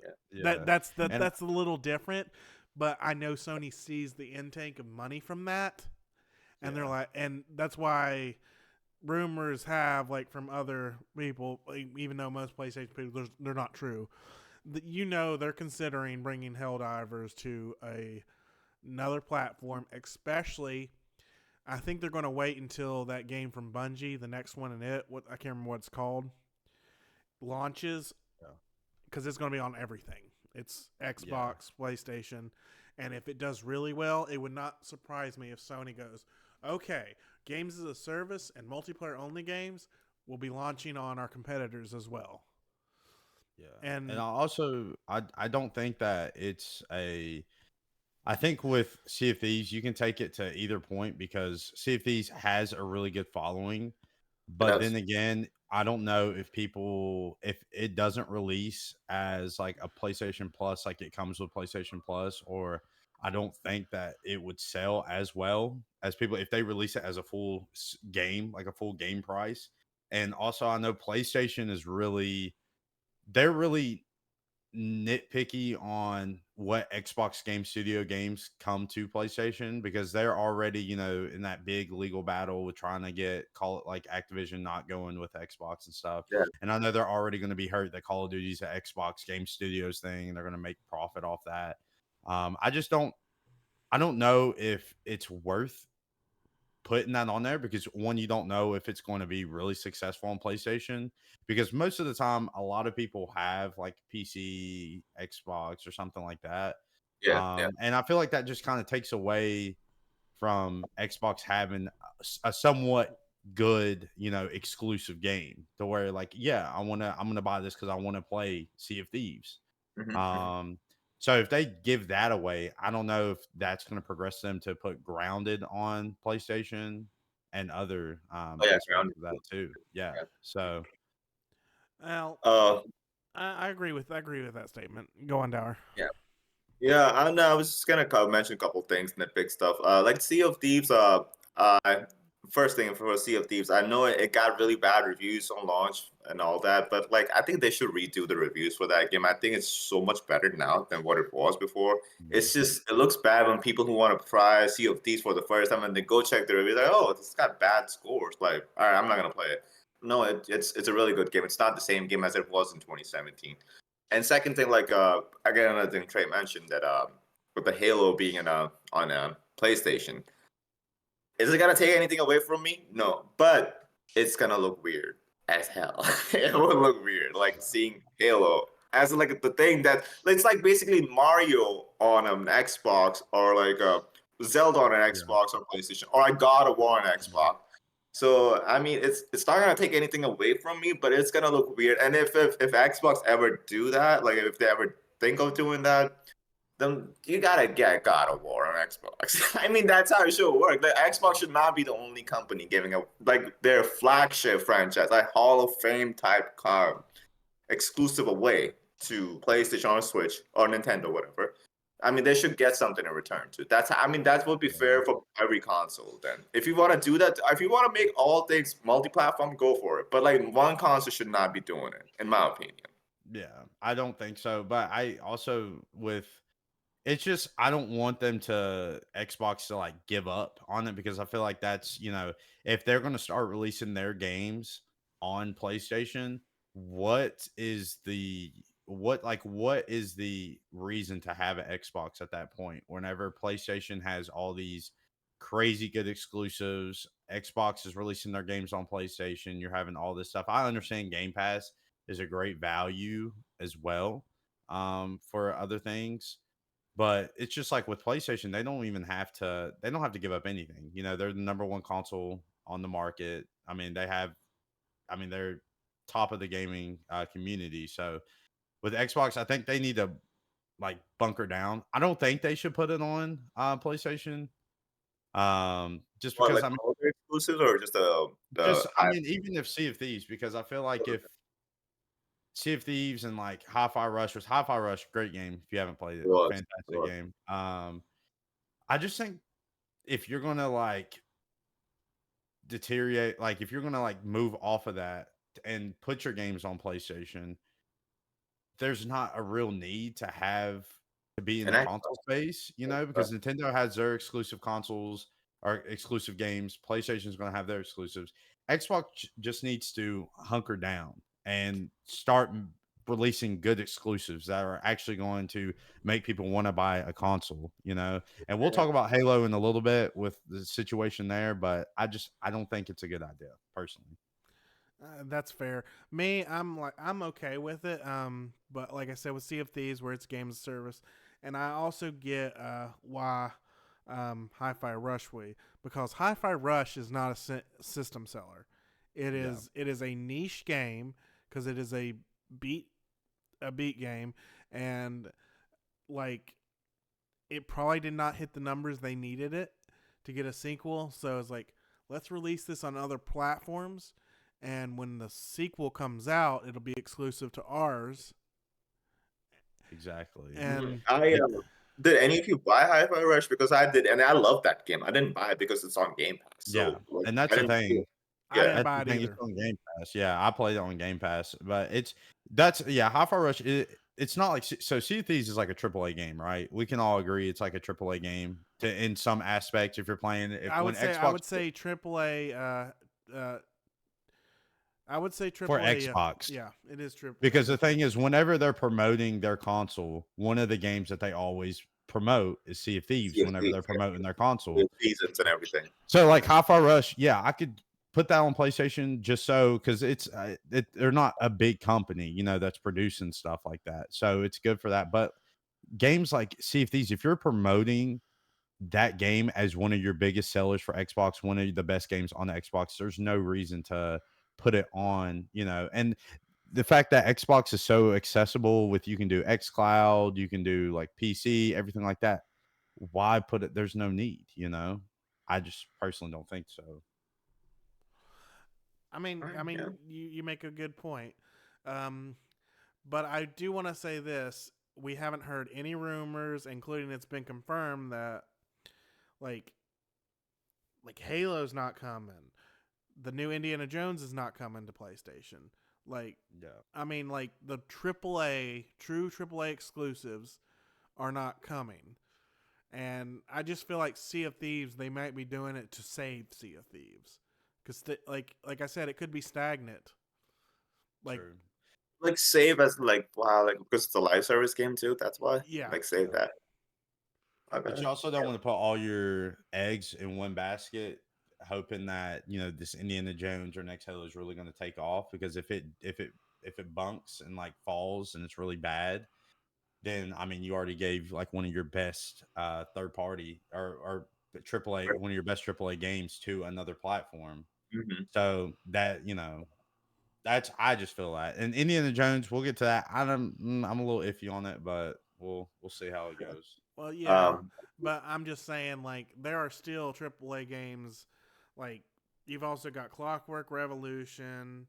They're still coming to the to Out of Midnight. Yeah, exclusive, they got a lot of stuff coming out. Yeah. and Yeah. like Perfect. like the only rumor is, and it's pretty much obvious from data miners, that truly that's coming to multi-platform is Hi-Fi Rush, Yeah. and it's And such a Sea of Thieves, dude. No. well, it's No. rumored. Like, no one's actually confirmed it yet. Yeah. I mean, sorry. But Sea of Thieves part. Sorry, Jared. I want to just touch back on this one. You said, I mean, it needs to go to PlayStation or like other platforms to do better, or like to stay alive.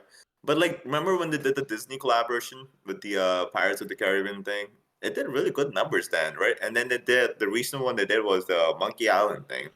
And again, it picked up players too. So I think I don't know if they need to go to other platforms. They just need to do collaboration with other like franchises, like to just get the players back, right? No? Well, it's not about getting the players back. I mean, they might be at a point where the player numbers aren't increasing, even with those DLCs, because that's how live service games work. You can use Destiny as an example for this one. Even though they were coming out with expansions. Yes, they would spike in those expansion, but the spike was lower every time. Yeah. Okay. So Yeah. The only way I can see them seeing Sea of Thieves being successful and go if they move it to PlayStation, because frankly, I don't think any PlayStation user is going to buy a game that's been out for 3+ years. They're going to have to make it free to play for Gotcha. it to be successful, I think. And just keep, if they do it on PlayStation, you have to make it free to play, because I don't know about you guys, but I personally never bought Sea of Thieves because it was on Game Pass. Yeah. But a game that's been out for 3 to 4 years, I don't think anyone's going to pay Yes. um, a 70. s- even Yeah. 60. I don't know. It's a stretch, I don't. you know. I'm about 100% sure they won't do the full price. I'm thinking they'll do $30. Yeah. Like Hi-Fi Rush. Yeah, like maybe $30. But you're right; they need to go free to play if they do that. And if they do free to play, then it makes perfect sense to make it multi-platform. Yeah, to make it PlayStation, make it, but free to play is just for people can try it out. And I mean, with all the DLC packs and stuff like that, and I mean, it might sound bad, but if they do go the Fortnite route where they have like the different cosmetics you can do and do all that stuff kind of like that, I think that would be really successful. But the only way I can see them going to PlayStation is if they do free to play. That's the only way I can see it. And that's we have no clue what they're doing, and that's probably Yeah. I'd say that's probably the highest chance. It is old enough now that it probably is smarter to go to free to play. I mean, you've got Overwatch. It went free to play just to get its numbers back up. Because Yeah, I mean, It was a game of the year in 2016. I don't know how, but Yeah. it was. Yeah. I mean, it's just it's a slant. Like you'll get peaks where people come back when like new content drops, but on most live service that the slant goes deeper, comes back up. Like Fortnite's the only one that goes right back where it was at, or has a mega smite. Fortnite's the only one that's truly no. Just out of curiosity, how's Apex Legends doing? I think it's last I heard it was on a decline too. Like it's fallen off. I've had multiple. I have a lot of friends that really grinded Apex Legends, and I think after one of the seasons, it just kind of like took a turn for the worse. Really? I think it's kind of went downhill with content and stuff. But that's all. That's all. No, I haven't played Apex in a while, so I couldn't vouch. But my friends that did play it heavy, they said that it has just I don't know. The content isn't like it used to be, and so Warzone's the only other one besides Fortnite that does the same thing as Fortnite, goes up and down, up and down. Yeah. Sea of Thieves is just it's the way the last I saw it's like a slant. It's just going down, but at a slower rate than everything else. That's why it's still successful.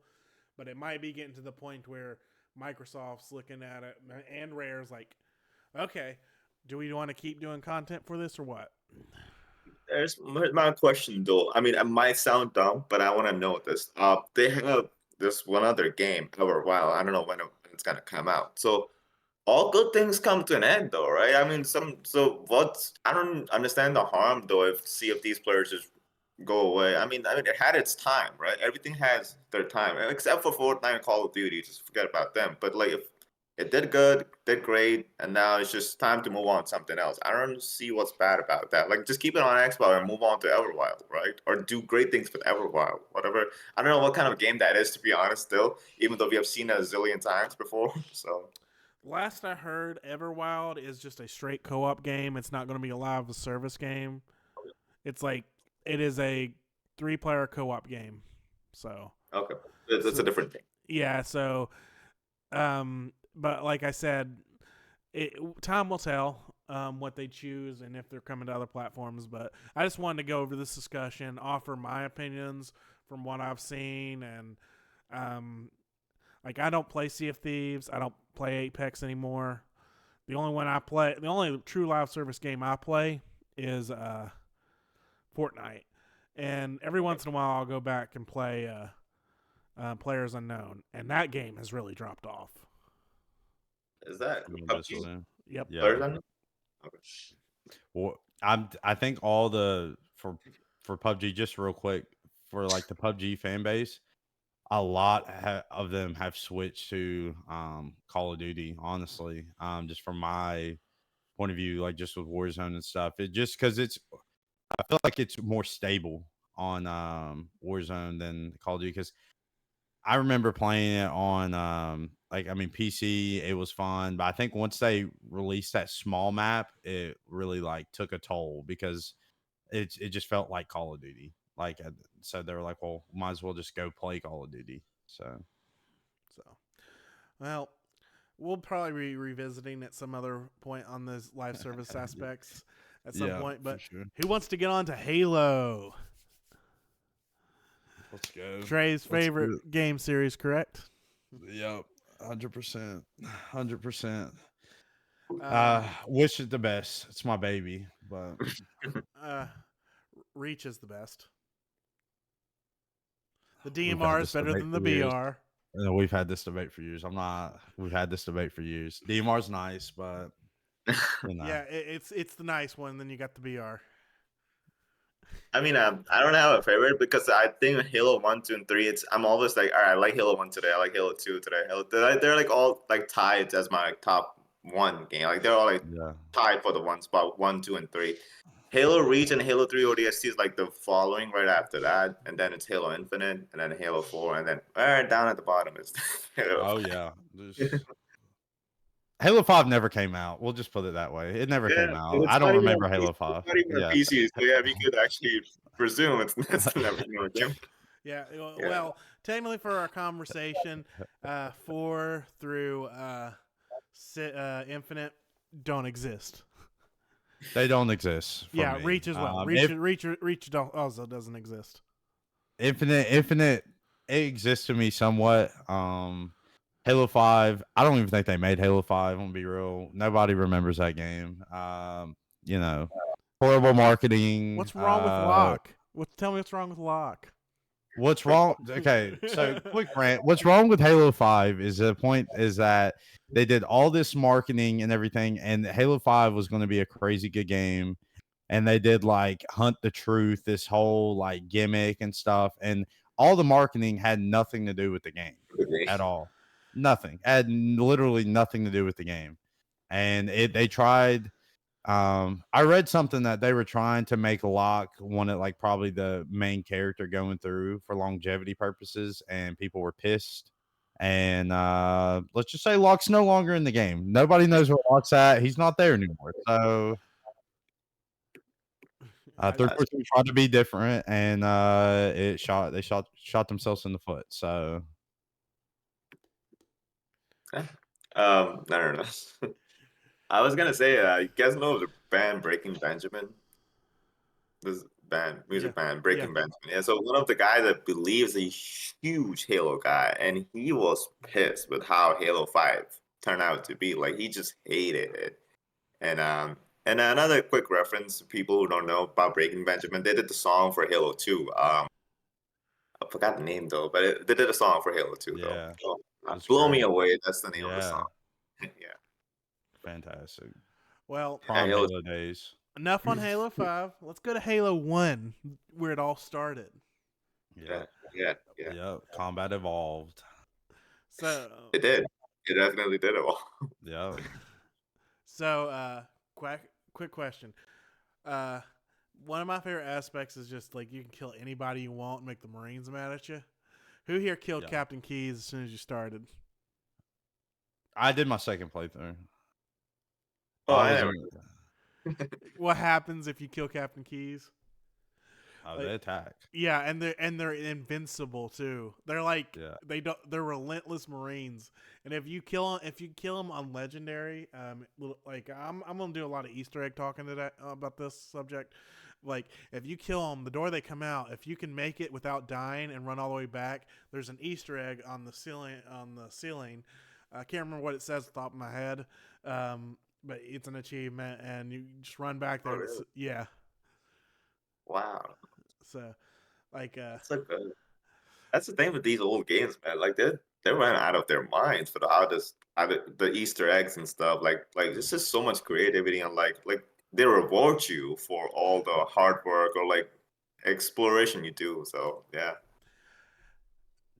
Trey, wasn't Trey's in 3 the Underpants Man? Yep, it's great. 3 had a lot of Easter eggs. crazy Easter eggs. I know Rooster Teeth. They did a little Easter egg segment with the two guys in the door. Yeah, and it was different for each difficulty. Yep, and the Monkey Family. And just it's a lot of there's a lot of stuff. monkeys in that level, not just the family.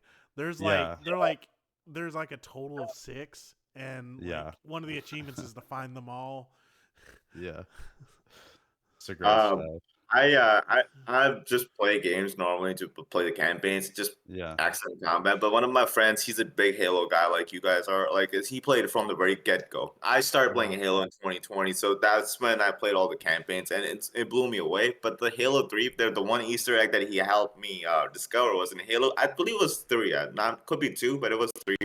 There was one point of the roof or like a spaceship where you go and you just stand there for a few minutes and then new music starts out of nowhere. The music just changes and you get an achievement for that too. I don't know if you guys have discovered that. I probably have. I'm just trying to draw. I'm drawing a blank on. The music just changes completely and you just get an achievement for it for being here and like hey yeah you're just going out of Yeah, I think you're right. boundaries to discover the stuff. So yeah, Oh, that when you was ride the nice. ship. Yeah, it's when you ride the ship out of the hangar in the second level. Yeah. I guess so. Maybe. Yeah. It's been a while since that happened. Yeah. But I was just like, wow, man, this is I don't know what this is about, but this is cool. So I liked it though. Awesome, man. Yeah. Um, Halo 3 is great.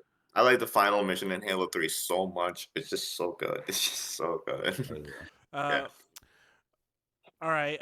Favorite mission out of Halo 1? Oh, the flood mission for sure. For sure for me. Silent Cool. Cortographer. Yeah. Silent. I have a love-hate relationship with that mission, but it was, especially if you play it on Legendary. It's a very I don't know. It's a very difficult. I don't know if I really have a favorite out of the missions on Halo 1. I just feel like when you drop down, like especially like with anybody when they first played the game, when they dropped down out of the ship and they were walking, like it was like the first kind of like 3D shooter platform that just like was kind of breathtaking even back then. It was like, oh my gosh, like this is insane. And just, at the end of And the the mission music and helped everything, like, make it just as breathtaking. oh my It was gosh, like, yeah. oh. Because like when you first walk out and then you see like the halo ring, like this big halo ring like in the sky, and you're just like, what is going on, Yeah. It's just as a whole just great. What a great game.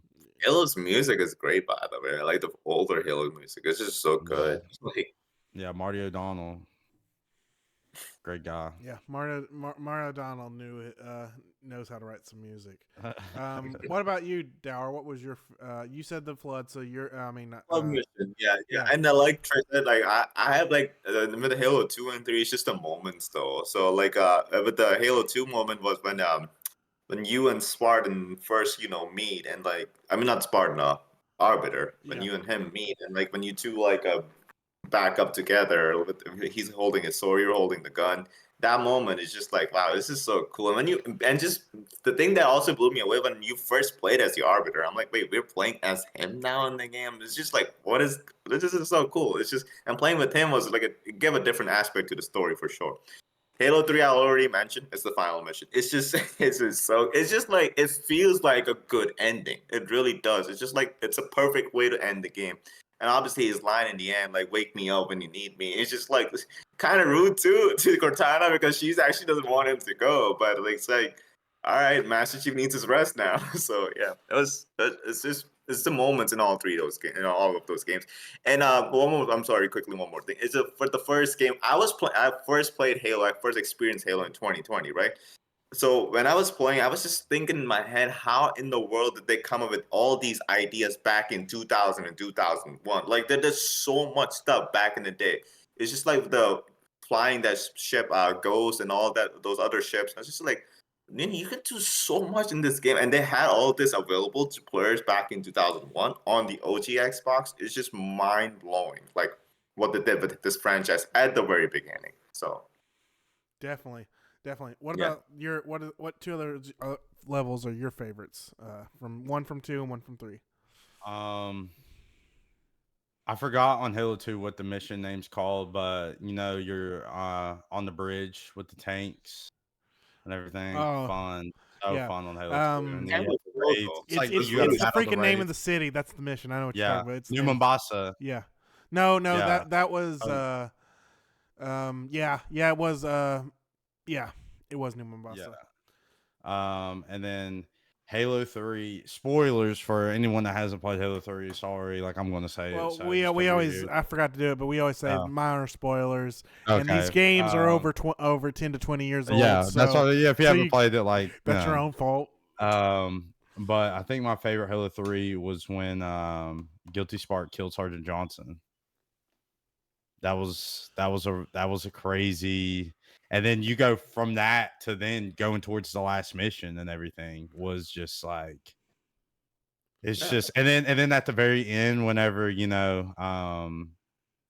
like I can never forgive you for what you did, but you have my thanks, and they like shot off, or Master Chief thinking he was dead, and then you see like the 117 like carved out and stuff. Just like it's just a great story overall.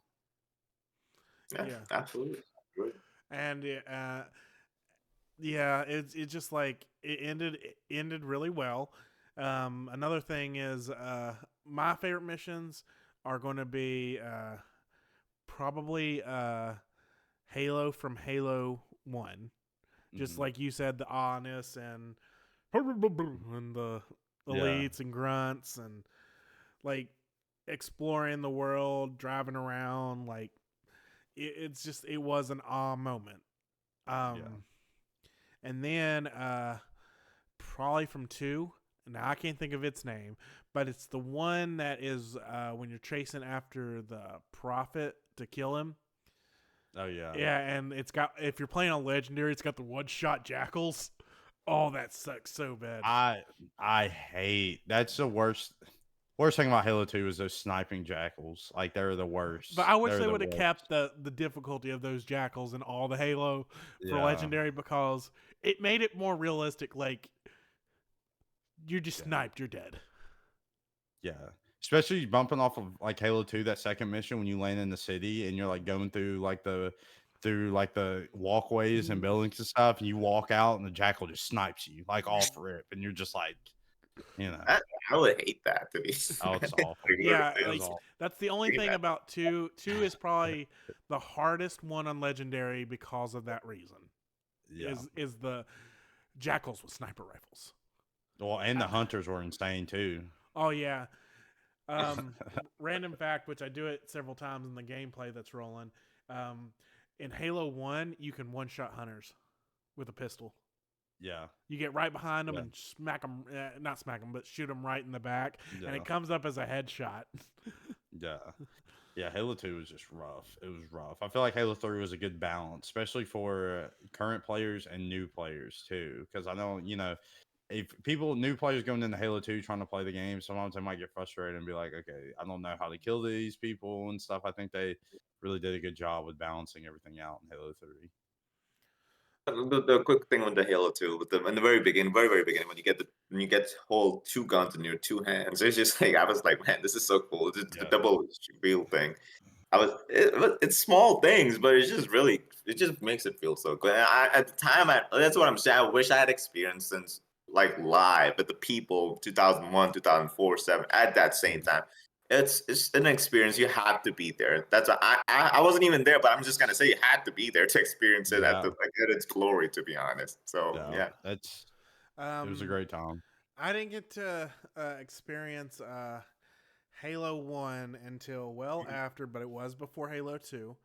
Okay. Um, it was when, hold on just a second. Actually, where is he going? He left us, man.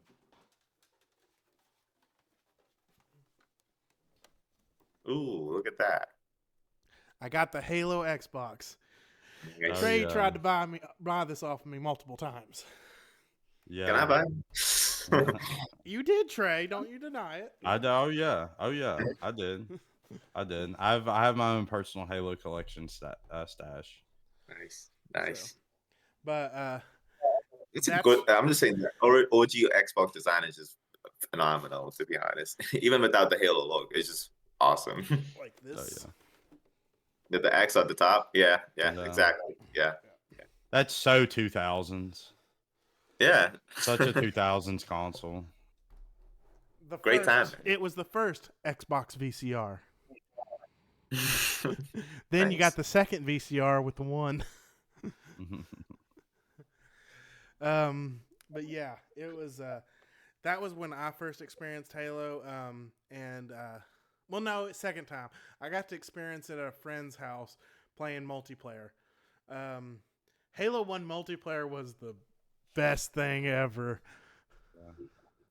It was fun. It was a blast. Even when I was in high school, we used to I guess we were smarter than the teachers when it came to tech stuff, and one of my friends loaded uh loaded like a Halo file, and everyone in our computer class used to launch it. We used to all play LAN Halo at school. Nice. Okay. LAN Halo 1 at school. Okay, that's awesome, man. Did you guys ever get caught or something? No, teacher. Well, see, one of my teachers, Mr. Hurd, shout out Aaron. He knew me. Jared knows Aaron, but Yeah. he was our teacher for one of the years, and he played Halo too. He wouldn't even care. He was like, "Yeah, you guys go ahead and play." So it was fun. He probably was a Halo fan himself, I guess, right? Yeah, He yeah, was. We played on multiple occasions. yeah. He still plays. He still plays Xbox sometimes. He's still on my friends Yeah. list, I think. So, Great, man. Great stuff. can you cut your your stuff back down a little bit? Me? It's bleeding again.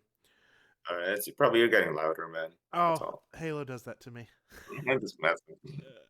But anyway, now Halo 2.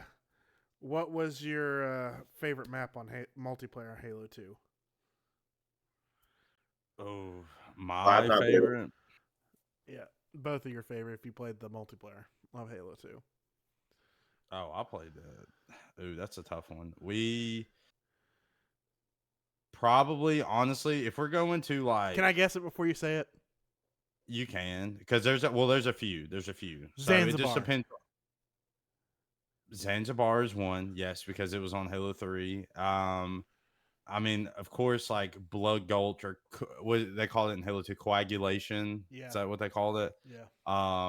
But honestly though, my probably favorite map that I had the most fun, that like if I was like locked in, like competitive, Lockout. Lockout was so fun. Lockout was just a crazy map. Like you had to like facing people off, like you had your shotgun down near the rift, and you had to like drop down and everything, and Yeah. it was a crazy SWAT map too for SWAT. One then people got good with the grenade throw, where you can just throw the grenade at the sniper rifle and blow it up, and it would pop over to the other Yeah. side of the map. Yeah. What about you, Dower? Did you get to really experience it? I know you said No, my friend had it 2020. I was like saying, I was never into multiplayer before, so he was trying to get me into multiplayer. I was just getting my ass handed to me all the time, so I was just literally quick, pretty much right away. But it's just I know it's Halo 2 and 3, especially I believe according to a few people, like the big guys from media people. I don't know if how you feel about this guy, Ryan McCaffrey from IGN. Love him. According to him, Halo 2 multiplayer is still the best. Like according to him, that's the best multiplayer to this day from Halo franchise. So Ryan McCaffrey is the most biased Halo 2 lover I've ever met in my life. Haven't personally met him. We tweeted each other. We tweeted each other, but he's so to his Halo 2 ways. He will never let anything top Halo 2 in Halo realm at all. he was Never. kind of going to Halo 5 with the multiplayer a little bit. He was just like it's kind I of will there, say but then Halo in the end, it's 5's like multiplayer was really good. yeah. But what's the other guy named Ninja guy? I mean the big gamer Ninja. His name is Ninja, right? I guess. Yeah. So. Yeah. So he swears by Halo 2 too. Like he keeps saying Halo 2 is just better than Halo 3 in every aspect. I just it's hard for me to say, but I like both of them too much a lot. So Yeah. I will say with Halo 2 and Halo 3, the multiplayer was Halo 2's multiplayer was so heavy leaning on the BR. The BR on Okay. Halo 2 was insane. And then Halo 3 they switched it back to the AR, which I am personally an AR lover. I love the assault rifle more than the battle rifle, but that's just my That's your personal opinion. opinion. Yeah, But that's I guess that's how they based it off of. But Halo 2's BR was insane. Yeah, I will say that was probably the most OP gun ever, because if you can get 3 headshots, Oh yeah, dead. you're good. You're in 3 they finally went to 4. You had to get 4 headshots. Yeah. But I did like what was it? I guess it was Halo 5 when they would bring in all the guns over time in the multiplayer. Like they brought the Halo 2 one back with the 3 shots. It was like a legendary weapon. Yeah, it's crazy stuff. And it had the Halo 2 graphics too when you held it. Speaking of legendary, you guys have beaten all Halo games in legendary difficulty. I have. Man, you guys are awesome.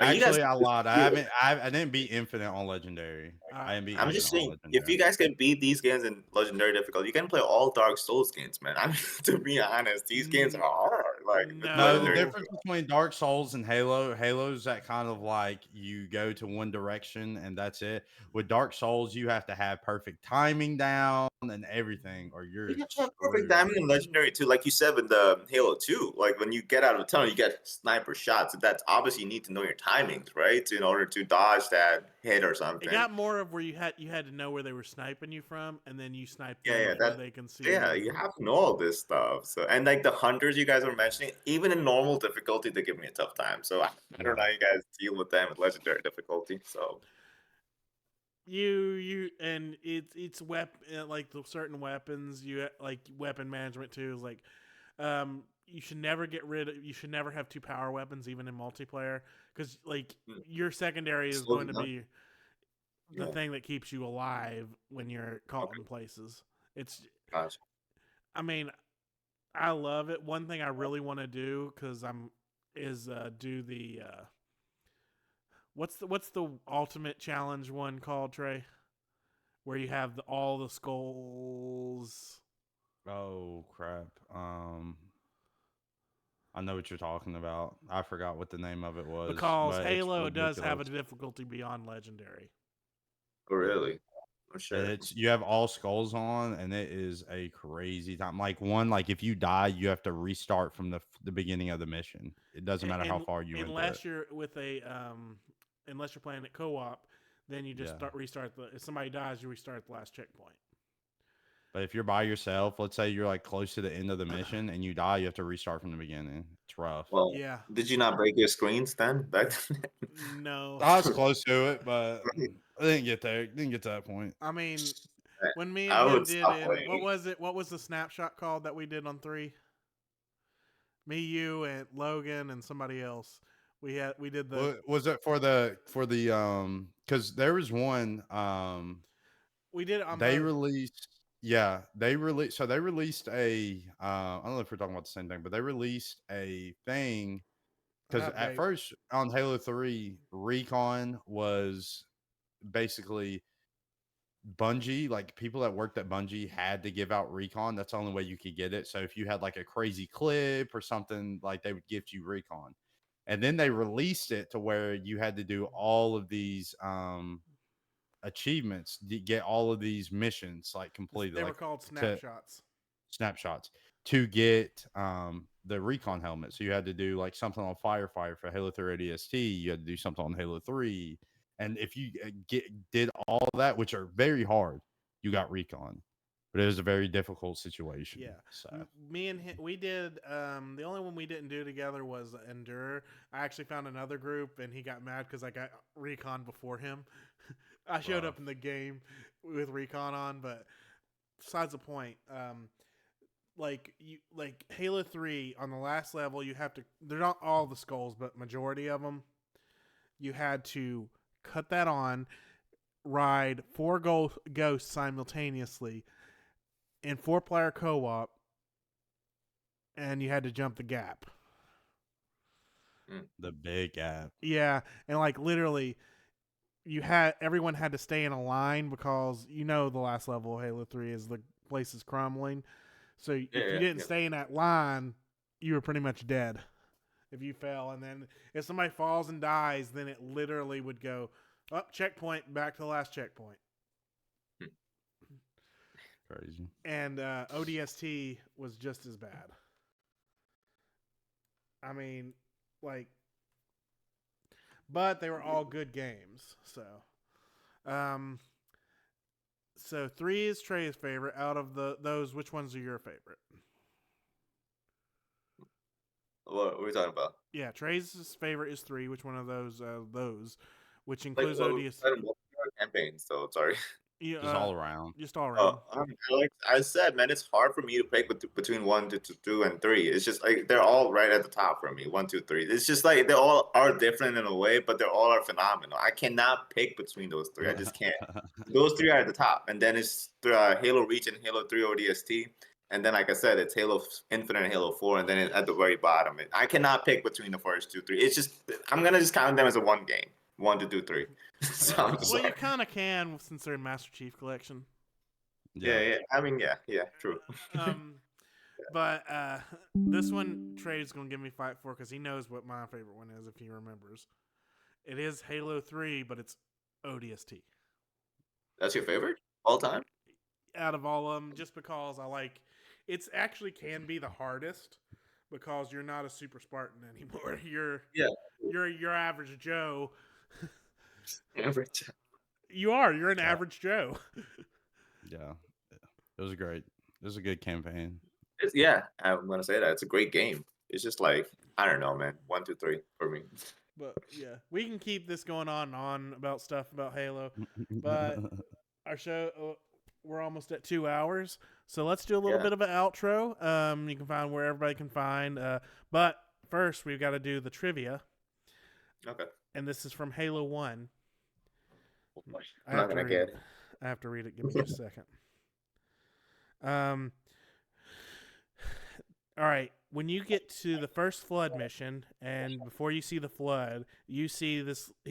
You see Master Chief put in a chip in his helmet, and it's revealing these moments where you see the flood attack for the first time. Who was the person he took the chip from? Was it A, Sergeant Johnson, No. B, Private Jenkins, C, Captain Keyes, or D, Corporal Upham?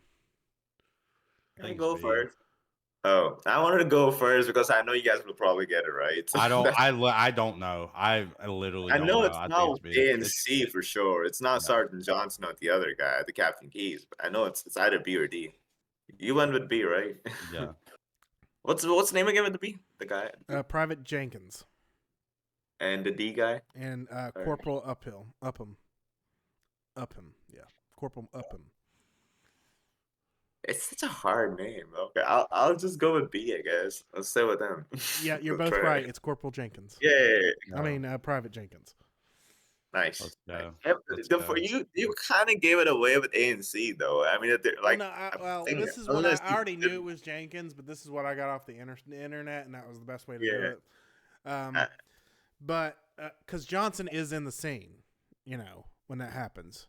But he's not dead though. Like if you know that because he showed up in Halo 2. So yeah, but Johnson is. It could have been just Johnson's helmet. You never know. It's a trick question. They're trying to fool you. Okay, gotcha. All right.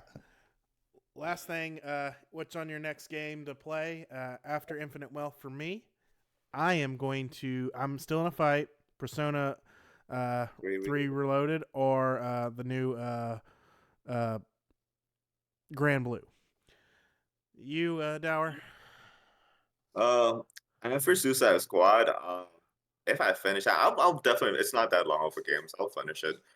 This game, it came out of nowhere for me. I didn't know about this game. It's Banishers coming out on February 13th. It's about Focus Entertainment. I don't know anything about it, but I just looked at the gameplay. I'm like, looks so good. So probably I might not pick it up day one. Probably gonna wait for another few 10, 15 days because of the budget.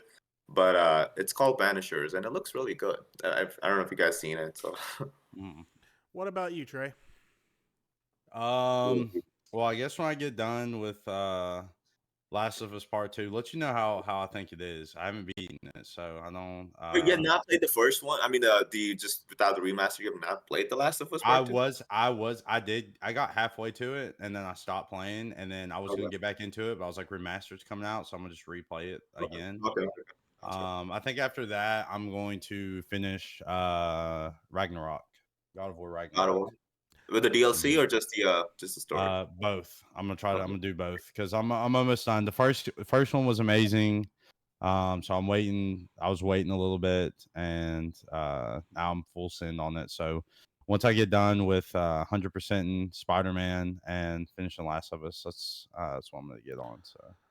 I know we're out of time. A quick question: what do you think about the pacing for Ragnarok, though? Like how the story's moving. I thought it was kind of slow at the very beginning. It is. It is slow in the beginning, but I think it's picking up. I think the first few missions, Not trying to spoil, but when you get like in your first few battles are kind of crazy, like the cutscenes are kind of wild, and then it's slow for a little bit, and then it starts picking back up. So It does pick up, but I kind of wanted to give up on it because I really thought it was really slow. I was like, is this gonna stay like this? But then Yeah. it really picks up. So yeah. Now for Ragnarok, I feel like it was a great game, but it had too much fluff in my opinion. Well, we'll see. I'll let you know when I All get right. done. I'll let you know honest review. Socials. You can find me at TC Woozy on Twitch, TC Woozy on Instagram, TC Woozy on Twitter, as well. It's X, sir. But if you It's X. I'm just kidding. Oh, it's X now. X now. You also call it Twitter. But I am on Xbox, PlayStation, everything. So if anybody wants to play Warzone, anything like that, feel free to DM me or reach out to me. So Wait, you said at TC Woozy, right? Woozy. yep, TCWOOZY. So you're a Lakers fan? So Big that's you, Lakers right? fan. You want to fire Yeah, down? Now let me follow you right quick. All right, big Lakers cool. fan. Yeah, he's had a lot That's of interesting names over the years. Yeah. I don't mind name because I just saw a Lakers fan over there. His last tweet was 4 days ago. Fire Darvin Ham, and then, like all those questions. It's back. Big sports guy. So big sports guy. So if anyone wants to talk sports, you let me know. All right. Oh yeah, I'm sorry. You can follow me at Dower_Hussein on Twitter. That's where I am. I mean, I'm on Instagram, but I don't talk games over there. So just follow me on Twitter. Okay, and you can find me Oh, as X. Yes, you can find me as random_name on X. Beck's the name on Xbox, or random name on PlayStation. Some random name. But anyway, just a little array about the next episode.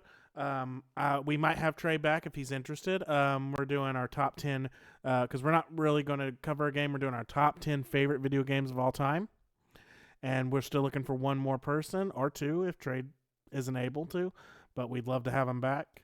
So if you're interested, you know to message me or Dower, and we'll set something up. Over and out. Everyone say bye. Peace out. Take care, guys.